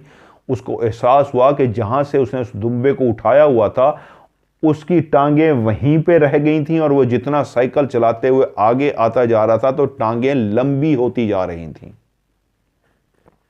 जो जितना रास्ता वो तय कर आया था, टांगे उतनी ही लंबी हो चुकी थी। तो वो समझ गया कि ये और कोई मखलूक है। उसने साइकिल को जमीन पे फेंका और कहा रुको, मैं तुम्हें अभी बताता हूं। वो डरा नहीं, उसने पढ़ाई की और उसका वो छलावा हाजिर हो गया। और उसने उसको कहा कौन है ये और क्यों इसने मेरा रास्ता रोका है। उसने कहा मैं अभी आपको बताता हूं। साइकिल को उसने उठा के छलावे ने दरख्त के साथ खड़ा कर दिया। उसी लम्हे उसकी आंखों ने देखा वो जो छोटा सा क्यूट सा दुम्बे का बच्चा बना हुआ था, वो उसी लम्हे शेर सा बन गया। उसने शेर का रूप धार लिया, और साथ ही वो जो उसका छलावा था, जो अपने असली रूप में आया था, वो भी शेर बन गया। वहीं पे वो दोनों शेर आमने सामने बने, और उसके बाद जिस तरह शेर लड़ते हैं बाकायदा उन्होंने लड़ना शुरू कर दिया। कुछ देर शेर का रूप धारे वो लड़ते रहे, कि उसके बाद उसने देखा उन दोनों ने फिर रूप चीते का धार लिया, और चीते के रूप में लड़ते रहे, यहां तक कि वो रूप बदलते रहे और लड़ते रहे। एक लम्हा ऐसा भी आया कि उसके सामने दो हाथी थे बड़े, जिनकी सूंडें आपस में इस तरह फंसी हुई थी, और इस तरह सूंडें फंसा के वो आपस में लड़ रहे थे, चीखों पुकार भी कर रहे थे। जिस तरह हाथी लड़ते हुए ऊंची ऊंची आवाजें निकालते हैं, वो आवाजें भी निकाल रहे थे और लड़ रहे थे। इस तरह कई रूप धारे जब वो लड़ते रहे, तो एक टाइम आया 8-10 रूप धारने के बाद जो वो लड़ते रहे, कि एक वो जो दुम्बा सा था वो खरगोश का उसने रूप धार लिया, और जो उसका छलावा था उसने बिल्ली का रूप धार लिया। लड़ते लड़ते नौबत यहां तक पहुंच गई कि वो जो दुम्बा बन के उसके सामने वो जिन आया था, उसने जैसे हार सी मान ली, उसने खरगोश का रूप धारा और आगे भागना शुरू कर दिया, जैसे वो इस लड़ाई से जान छुड़ा के भाग रहा हो। तो साथ ही छलावे ने जो बिल्ली का रूप इख्तियार किया, उसके पीछे भागना शुरू कर दिया, यहां तक कि जाके उसको गर्दन से दबोच ली। और जैसे ही उसने उसको गर्दन से दबोचा, तो दोनों उसी वक्त अपने असली रूप में आ गए। उसका छिलावा भी उसी तरह ब्लैक कलर के शैडो की सूरत में उसके अपने असली रूप में आ गया, और वो भी उसी तरह एक भयानक सा शैडो बन के सामने आ गया। और उसके बाद उस छलावे ने उसे पूछा कौन हो तुम। तो उसने बताया मैं फलां जिन हूं। तो उसने कहा तुम्हें नहीं पता कि ये कौन है, इसके पास क्या ताकत है, उसके बावजूद तुम्हारी जुर्रत कैसे हुई कि तुमने इसके रास्ते में आके ना सिर्फ रुकावट बने बल्कि इसको डराने की कोशिश की। तुम्हें नहीं पता ये डरने वालों में से नहीं है, फिर तुम्हारी इतनी जुर्रत कहां से आ गई। उसने कहा मैं जानता हूं ये डरने वालों में से नहीं है, क्योंकि जिन्नात के पास ये इल्म होता है, उनको पता होता है। तो उसने कहा मैं मजाक कर रहा था, मेरा मकसद इनको तंग करना या नुकसान पहुंचाना नहीं था, मैं फ़न कर रहा था, शोर लगा रहा था इसके साथ। उसने कहा नहीं, तुम्हें इसकी सज़ा मिलेगी, मैं तुम्हें इसकी शदीद सज़ा दूंगा। तो वहीं पे खड़ा मजीद बोल पड़ा, छोड़ दो इसको, मैं कह रहा हूँ इसको माफ़ कर दो, ये शायद मेरे बारे में जानता नहीं था, इसको जाने दो। बस इतना इसको कह दो कि आज के बाद कभी दोबारा ज़िंदगी में गलती मत करना मेरे रास्ते में आने की, वरना मैं नुकसान पहुंचाऊंगा। ये उसने कहा और छलावा वो वहां से गायब हो गया। छलावा भी चला गया, उसने अपनी साइकिल उठाई और वापस घर पहुंच गया। जिंदगी इसी तरह आहिस्ता आहिस्ता सुकून से गुजर रही थी। उसकी फरमाइश तो कभी कुछ ज्यादा नहीं थी उस छलावे से, सिवाय खाने पीने की चीजों के। लेकिन एक चीज थी, उसका भरम था कि अभी तक वालिद साहब को कुछ पता नहीं लगा था। वो एक आम सा लड़का जो इमोशनल करने पे सांपों के बिलों के अंदर हाथ डाल लेता था, आज वो इतना बहादुर हो चुका था, उसको जिनात से भी डर नहीं लगता था। वो उन रस्तों पे भी अकेला चल पड़ता था कि माँ के बगैर वो एक रात भी नहीं गुजार सकता था। वो लेट नाइट वहाँ पे पहुँचा था अपने घर, लेकिन सारे हैरान इस बात पे थे कि तुम इतनी लेट नाइट क्यों आए हो। तो लेकिन वो बजीद था कि मुझे माँ के बगैर नींद नहीं आती, मैं अकेला नहीं सो पाता। इतना प्यार करता था वो अपनी माँ से। उन्हीं दिनों एक ऐसा हुआ कि घर के अंदर जुमे का दिन था। बाप ने दोनों बेटों से कहा, मजीद से और हमीद से, जल्दी से तैयारी करो, जुमा नमाज पे चलते हैं। बस मैं नहा के आया और उसके बाद तुम लोग मेरे साथ चलोगे। जैसे ही मजीद ने जुमे नमाज का सुना तो वो समझ गया कि बाप दोनों बेटों को, आज बड़े अरसे बाद उनका आमना सामना हुआ था, तो वो समझ गया बाप दोनों बेटों को जिस तरह पहले कभी साथ जुमा नमाज पे लेके जाते थे, आज वो हमें उसी तरह साथ लेके जाना चाह रहे हैं। क्योंकि कहा किस्मत ऐसी कि आमना सामना नहीं हो पाया था, लेकिन आज वो फंस गया था और वालिद बजीद था कि उसके साथ जुमा नमाज पे चले। वो एकदम गड़बड़ा गया। वो अभी सोच ही रहा था कि अंदर से उसको माँ की आवाज़ आई, तुम्हारा बाप तैयार हो गया है, बस वो आने ही लगे हैं। उसको इतनी घबराहट हुई, समझ कुछ भी ना आया कि मैं क्या करूं। तो उसी लम्हे उसने यही सोचा कि मुझे यहां से भाग जाना चाहिए। उसने जल्दी से जूते पहने और घर से बाहर निकल गया। लेकिन जल्दी में ये नहीं देख सका वो जिन जूतों को पहन के जा रहा है वो बाप का जूता है।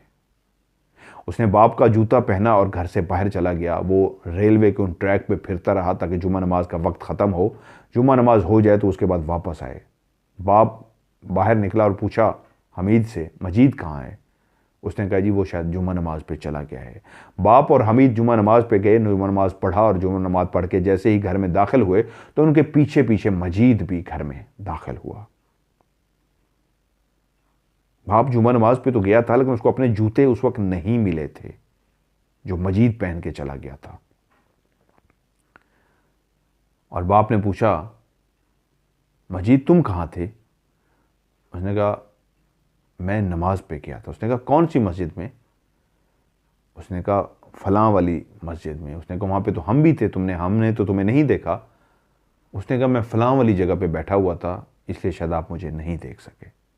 बाप चुप तो कर गया, लेकिन बाप को अजीब सा लगा कि बेटा अलग से आज क्यों चला गया, उसके साथ क्यों नहीं गया।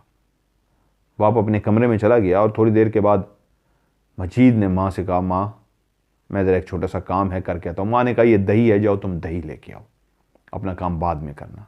वो दही लेने के लिए चला गया और उसी लम्हे कमरे से बाप बाहर निकला तो उसने जैसे ही अपने जूते पहने तो उसको एक झटका सा लगा और वो इंतज़ार करना शुरू हो गया कि मजीद वापस आए। मजीद जैसे ही दही लेके वापस आया तो उसने कहा मेरे जूते कौन पहन के गया था? तुम तो कह रहे हो तुमने नमाज पढ़ी है, तुमने कोई नमाज नहीं पढ़ी। तुम तो वहाँ पे रेलवे ट्रैक पे फिरते रहे और तुम यहाँ से गए हो, ये किया है, तुमने ये किया और उसके बाद वापस आ गए। तुमने झूठ क्यों बोला? तुमने तो नमाज नहीं पढ़ी और तुम शायद भूल गए हो मेरे जूते कोई पहन के जाए तो मुझे पता लग जाता होता है। और मजीद इसी ही बात से घबरा रहा था क्योंकि वो जल्दी में बाप के जूते पहन के चला गया था और उसी के दिल में यही खौफ बैठ गया था कि बाप को पता लग जाएगा मैंने नमाज नहीं पढ़ी। और बाप के दिल में भी ये बात आ गई थी कि मजीद ने नमाज क्यों नहीं पढ़ी। वो जुमा नमाज की बजाय इधर उधर फिरता रहा है लेकिन नमाज क्यों नहीं पढ़ सका। एक अजीब सी बात थी। उन्हीं दिनों मजीद की जो छोटी बहन थी, रानी से छोटी, उसके सर में दर्द रहने लगा। अक्सर माँ दम कर देती तो वो ठीक हो जाती। अक्सर मैं आप लोगों से भी कहता होता हूँ, नज़र बद का भी यही होता है कि जब आप दम करेंगे तो ठीक हो जाएगा। मैं खुद भी अपने ऊपर दम करता हूँ, आप लोगों को भी कहता हूँ दम किया करें। अक्सर माँ दम करती है और वो ठीक हो जाती है, और इसी तरह मुसलसल जब ये बढ़ता रहा और वो मुसलसल दम करती हैं और वो ठीक हो जाती है, लेकिन फिर अगले दिन उसको फिर वही नज़र लग जाती है। और ये जब सिलसिला ज़्यादा बढ़ा तो शौहर से उन्होंने कहा, इसको ज़रा दम कर दें, ये तो मैं रोज़ दम कर कर के थक गई हूँ, दम करती हूँ ठीक हो जाती है, लेकिन अगले दिन फिर इसको नज़र लग जाती है, फिर अगले दिन इसको नज़र लग जाती है, फिर अगले दिन इसको नज़र लग जाती है।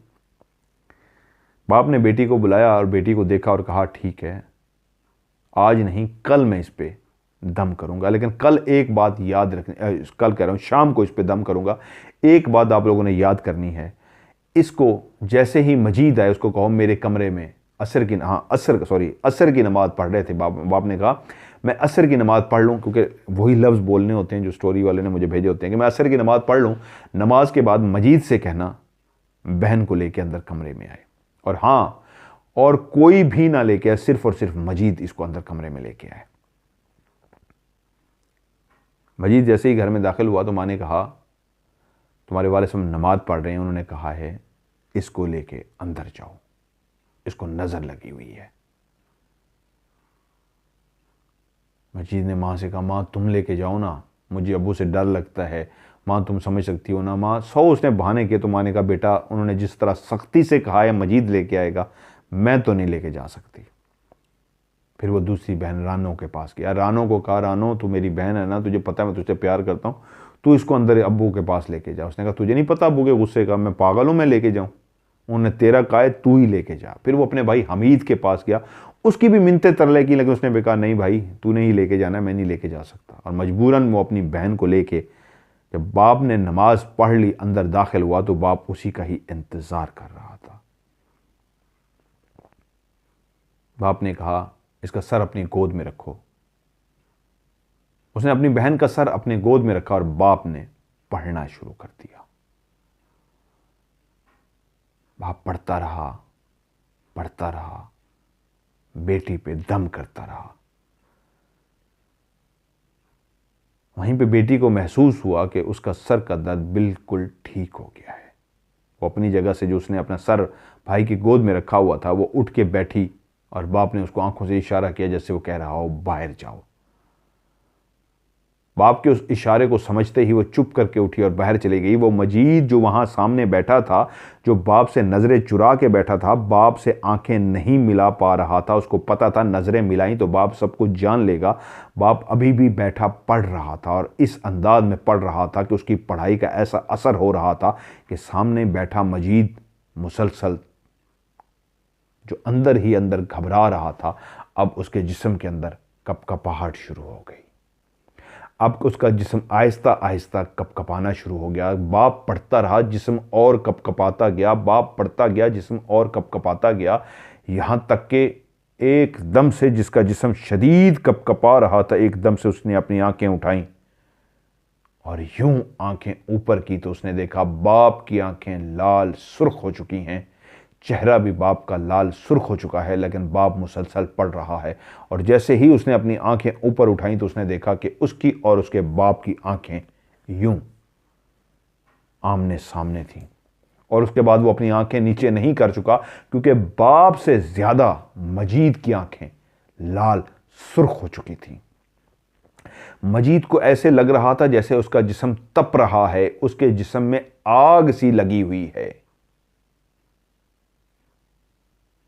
जो बैठा मुसलसल कांप रहा था जिसका जिस्म, अब उसके अंदर आहिस्ता आहिस्ता आग लगनी शुरू हो गई। उसकी आंखें ऐसी थी जैसे लाल सुर्ख आंखें जिसमें आग लग चुकी थी पूरे जिस्म के अंदर। और पढ़ते पढ़ते पढ़ते बाप ने जैसे ही फूंक मारी बेटे के ऊपर तो बेटे की ना सिर्फ चीख निकली बल्कि वो अपनी जगह से छलांग मार के खड़ा हुआ और उसने नंगे पांव बाहर की तरफ दौड़ना शुरू कर दिया। बाप जो जानता था कि अगला कदम बेटे का क्या होगा, वो भी उसी अंदाज में उठा और बेटे के पीछे नंगे पांव भागना शुरू कर दिया। अब बाहर छोटा बेटा हमीद भी बैठा था। उसने देखा कि मजीद इस तरह नंगे पांव कमरे से निकला है और उसका चेहरा लाल सुर्ख है और बाहर की तरफ भागा है। और उसी लम्हे उसने देखा बाप भी कमरे से बाहर आया, वो भी नंगे पांव पीछे उसके भाग पड़ा है। तो वो कैसे वहां पे बैठा रह सकता, वो भी उसी लम्हे उनके पीछे भाग पड़ा। अब आगे आगे मजीद, उसके पीछे बाप और उसके पीछे हमीद भाग रहा है। वहीं गली के कोने पे उनका चाचा गुजर रहा था और उसने जब ये मंजर देखा कि आगे मजीद, पीछे बाप और उसके पीछे हमीद भाग रहा है, नंगे पांव भाग रहे हैं, तो समझ गया कि मामला कुछ गड़बड़ है। उसने भी उनके पीछे भागना शुरू कर दिया कि ये अल्लाह खैर करे, कुछ अच्छा नहीं लग रहा। मजीद भागते भागते भागते उन्हीं रेल की पटरियों की तरफ चला गया और भागते भागते जब उस झोंपड़ी की तरफ पहुंचा, तो वो बुजुर्ग उस झोंपड़ी में हुक्का ताज़ा करने लगा हुआ था। चिल्लम जो उसके ऊपर रखी होती है, जिस पे आग जलाई जाती है, वो उसको सेट कर रहा था कि उसने मजीद को भागते हुए देखा। तो मजीद ने दूर से उसको कहा, बाबा मुझे बचा लो। और उस बुजुर्ग ने जब देखा मजीद भागता हुआ उसी की तरफ आ रहा है, तो उसने हुक्का जल्दी से साइड पे रखा और मजीद से कहा, मजीद मेरी तरफ मत आना, तुम्हारे अंदर आग जल रही है, मेरे मत तरफ मत आना मजीद, तुम्हारी तरफ आग जल रही है, रुक जाओ, वहीं पे रुक जाओ। लेकिन मजीद था कि कुछ भी सुनने को तैयार नहीं था। बस एक ही जुमला था कि बाबा मुझे बचा लो। उसके जिस्म के अंदर इतनी सख्त किस्म की आग लगी हुई थी, उसको लगता था जैसे वो उस आग में झुलस के मर जाएगा। अब उसको एक ही बात याद थी कि ये बाबा मुझे बचा सकता है और मुझे कोई नहीं बचा सकता। जब वो बाबे के करीब पहुंचा तो बाबा अपनी जगह से तेजी के साथ छलांग मार के उठा और उसने भागना शुरू कर दिया। अब मंजर ही कुछ और हो चुका था। डी रोड के उस पुल के नीचे उस झोंपड़ी में मौजूद बाबा आगे आगे भाग रहा है, उसके पीछे मजीद भाग रहा है, मजीद के पीछे उसका बाप भाग रहा है, उसके पीछे उसका भाई हमीद भाग रहा है और उसके पीछे उनका चचा भाग रहा है। जब रेलवे फाटक की तरफ गए तो वहां पे लोग भी मौजूद थे और सब इस मंजर को देख के हैरान रह गए कि एक बुजुर्ग सा बंदा है जिसकी भागने की स्पीड इतनी तेज है जैसे वो नौजवान हो कोई। एक एजेड बाबा इतनी तेजी से कैसे भाग सकता है? सब इस बात पे हैरान थे। और दूसरी बात जो वो बाबा कह रहा था मुसलसल, वो ये थी, मेरे करीब मत आओ तुम्हें आग लगी हुई है, मेरे करीब मत आओ तुम्हें आग लगी हुई है। और सब इस बात पे हैरान थे कि ये किसको कह रहा है कि तुम्हें आग लगी हुई है। आगे बुजुर्ग और पीछे इस तरह एक लाइन है भागने वालों की। लोग भी परेशान हो गए, क्या मंजर है। वहीं पे हमीद ने लोगों का, आप लोग परेशान ना हो, कुछ भी नहीं है, कुछ भी नहीं हो, हमारा घर का मसला है। और इसी तरह भागते रहे, लोगों को क्रॉस करके उस वीराने की तरफ चले गए। यहाँ तक के भागते भागते मुसलसल वो फिक्रा बाबा कही जा रहा था, मेरी तरफ मत आओ, मेरी तरफ मत आओ, रुक जाओ वहीं पे। लेकिन मजीद भी भागता रहा। यहाँ तक के जब वो दूर इंसानों से, जहाँ पे रश नहीं था, वीराने की तरफ चले गए, तो वहीं पे मजीद ने जाके बाबे का हाथ पकड़ लिया। रुको बाबा मुझे बचाओ, क्योंकि मजीद भी एक ही जुमला कही जा रहा था मुसलसल, बाबा मुझे बचा लो, बाबा मुझे बचा लो। और बाबा एक ही जुमला बोला था, मेरे करीब मत आना, तुम्हें आग लगी हुई है, मेरे करीब मत आना, तुम जल जाओगे, मुझे भी जला के राख कर दोगे। सॉरी, मैं जुमला ये भूल गया, तुम जल जाओगे और मुझे भी जला कर राख कर दोगे। लेकिन जैसे ही मजीद ने उसका हाथ पकड़ा तो उसी लम्हे मजीद ने देखा बाबा के जिस्म के अंदर बाकायदा जिस तरह आग लगती है, उसी तरह उस बुजुर्ग के जिस्म को आग ने पकड़ लिया। और जैसे ही उसने उसके हाथ को पकड़ा, उसी लम्हे पकड़ते ही जैसे करंट सा लगता है, ऐसे करंट सा फैला, जैसे पेट्रोल पे आग फैली जाती है। यही मंजर था। जैसे ही हाथ उसके हाथ पे ऐसे उसने पकड़ा, मजीद के हाथ ने जैसे ही यूं पकड़ा, तो उसी लम्हे जैसे पेट्रोल ने आग पकड़ ली हो, उस बाबा के जिस्म में आग लग गई। और बाबा की चीखें निकल रही थी, कभी वो इधर कभी इधर, वो लड़खड़ा रहा था। और मजीद ने उसका हाथ आग लगते ही छोड़ दिया, क्योंकि बाबा के जिस्म में जैसे ही आग लगी तो मजीद ने भी उसी लम्हे हाथ छोड़ दिया। जिस तरह मैंने कहा पेट्रोल में आग लगाती है, उसका पकड़ना इस तरह था, पेट्रोल पे आंच डालना, माचिस की तीली डालना, पकड़ना था। जैसे ही उसने पकड़ा, समझे पेट्रोल डले उस बाबे पे, उसका जो पकड़ना था वो माचिस की तीली साबित हुआ, उसको आग लग गई। और जैसे ही आग लगी तो मजीद ने अपना हाथ भी छोड़ दिया। लेकिन बाबा चीखें मार रहा था, लहराता फिर रहा था, कभी इधर कभी इधर, यहाँ तक कि वो ज़मीन पे गिरा। और उसके बाद इस तरह राख का ढेर बन गया कि जैसे वो हड्डियां उसके अंदर थी ही नहीं, जैसे वो एक गोश्त का हड्डियों का बना हुआ इंसान नहीं था बल्कि कोई और मखलूक था। जलते जलते जलते उसका सारा जिस्म इस तरह जल गया कि यह मंजर मजीद, उसके बाप ने, हमीद ने और उसके चचा ने भी देखा कि एक बुजुर्ग जिसकी सफ़ेद दाढ़ी है, भवें भी सफ़ेद हैं, पलके भी सफ़ेद हैं, वो जल रहा है, उसको आग लगी हुई है, यहां तक कि वो जल के भस्म हो गया, राख का ढेर बन गया। और जब जब वो जल रहा था और उसकी राख नीचे पड़ी थी, एक लम्हा ऐसा भी आया कि राख भी गायब हो गई। अब वहां पे राख भी नहीं थी। और जैसे ही वो आग खत्म हुई, मजीद भी अपनी जगह से गिरा और गिर के नीचे बेहोश हो गया। जो बाकी खड़े मंजर देख रहे थे, मजीद का बाप, हमीद और उसका चचा जो परेशान थे, तो वहीं पे मजीद के बाप ने इशारा किया कि अभी खामोश रहो, घर जल के मैं सारी बात बताऊंगा, इसको उठाओ।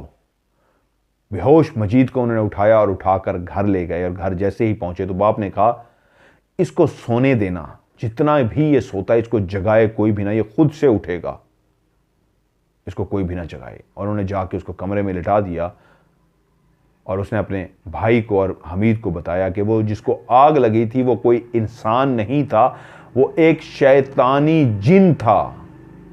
और उसने अपनी शैतानी ताकत इसके अंदर ट्रांसफ़र करने की कोशिश की थी। हमारे घर के अंदर एक शैतानी ताकत फिरती थी, इसके साथ जो भी मखलूक थी वो नेक नहीं, वो बद मखलूक थी, वो शैतान था जो इसके साथ जुड़ा हुआ था। और उस बुजुर्ग ने, जो तुम लोगों ने इंसान के रूप में देखा, उस शैतानी जिन ने उसको बहका दिया था, नमाज से हटा दिया था।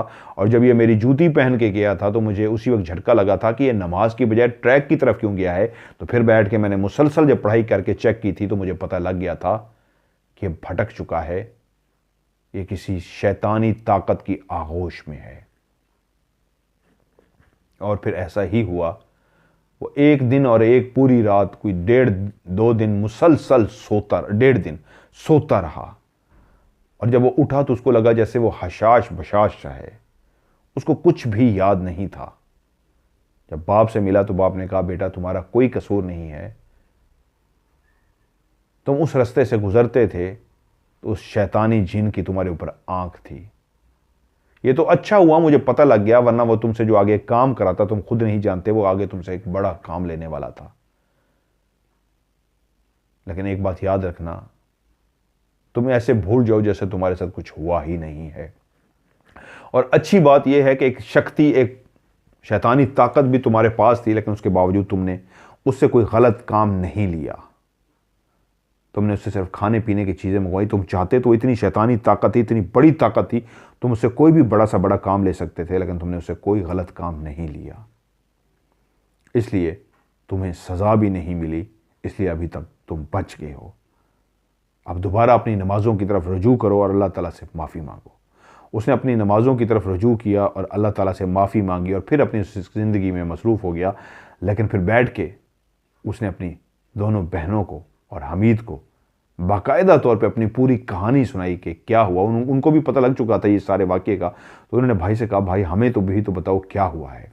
तो उसने बैठ के सारी कहानी उसको एज इट इज़ जिस तरह मैंने आपको सुनाई है, अपनी बहन रानी उसका नाम था, जिनको वो रानो कहता था, असल में उनका नाम शकीला है, जिन्होंने कहानी भेजी है, उस प्यार से उनको रानी कहते थे।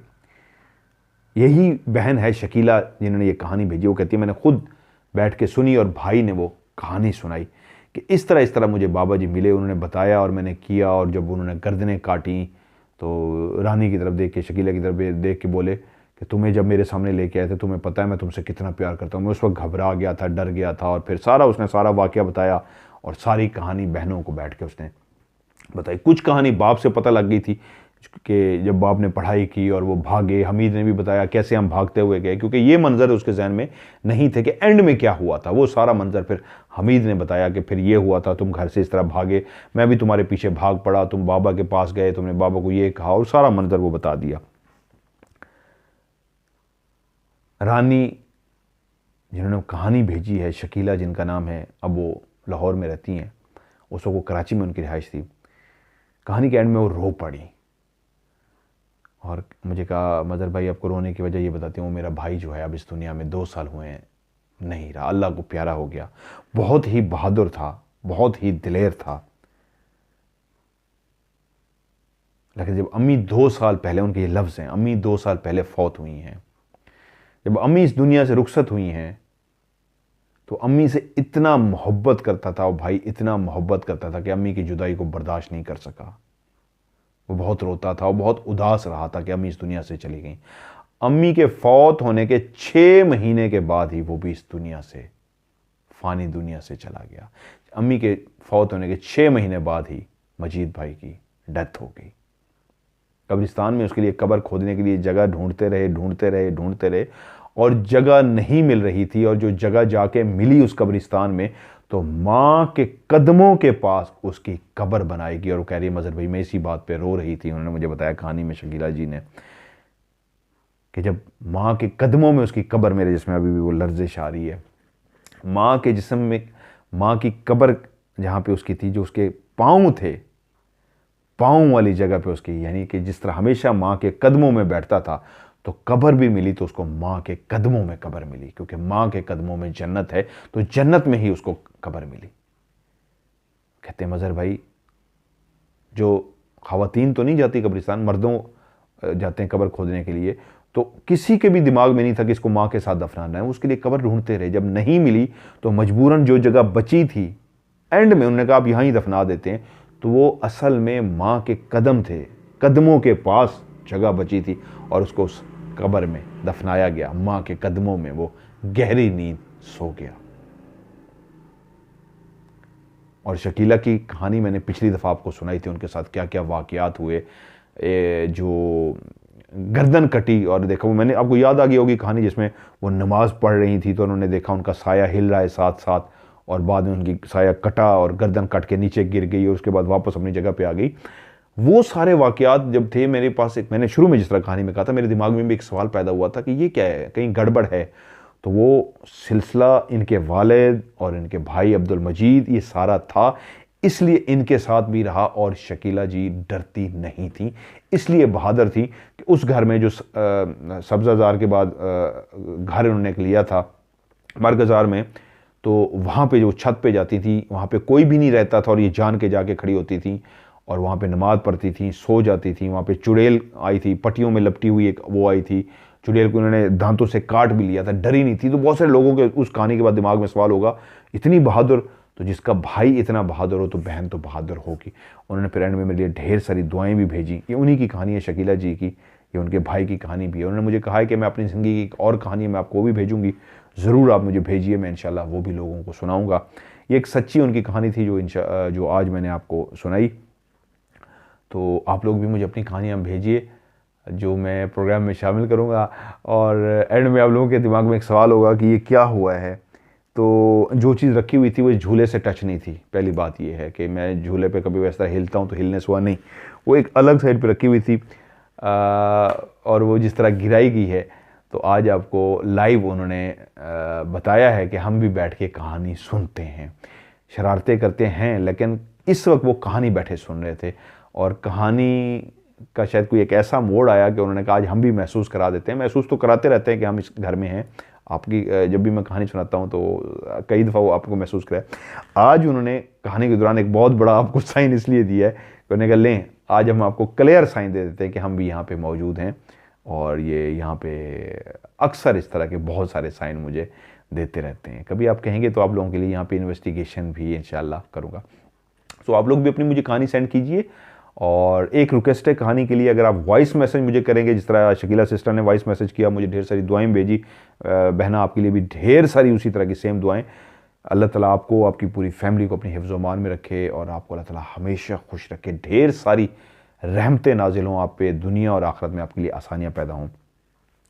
तो इन्होंने जिस तरह मुझे वॉइस मैसेज किया तो डिलीट नहीं किया, काफ़ी अर्सा पहले इन्होंने किया थी ये 2 कहानियाँ, और लेकिन डिलीट नहीं किया। आप लोग भी अगर मुझे वॉइस मैसेज रिकॉर्ड करके भेजेंगे कहानी की सूरत में, तो आपने तब तक डिलीट नहीं करने जब तक मैं कहानी प्रोग्राम में शामिल ना कर दूँ। अब इनकी 2 कहानियाँ मैंने प्रोग्राम में शामिल की हैं, अब ये बेशक मैसेज को डिलीट कर दें। तो आप लोग भी अगर चाहते हैं आपकी कहानी को मैं प्रोग्राम में शामिल करूँ, तो आपने वॉइस मैसेज में कहानी को रिकॉर्ड करवाएं, लेकिन तब तक डिलीट नहीं करना जब तक मैं कहानी सुना नहीं लेता। लेकिन अगर आप लिख के भी भेजना चाहते हैं, उर्दू में, इंग्लिश में, रोमन इंग्लिश में, किसी तरीके भी, आप वो भी लिख के भेजिए, इंशाल्लाह उसको भी मैं इसी प्रोग्राम में शामिल करूँगा।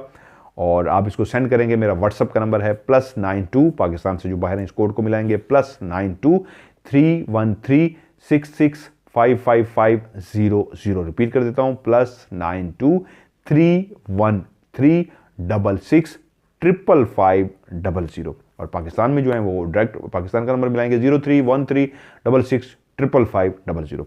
आज की ऑफ कैमरा स्टोरी से मदर बले को दीजिए इजाज़त। अपना ढेर सारा ख्याल रखिएगा। खुदा हाफिज़।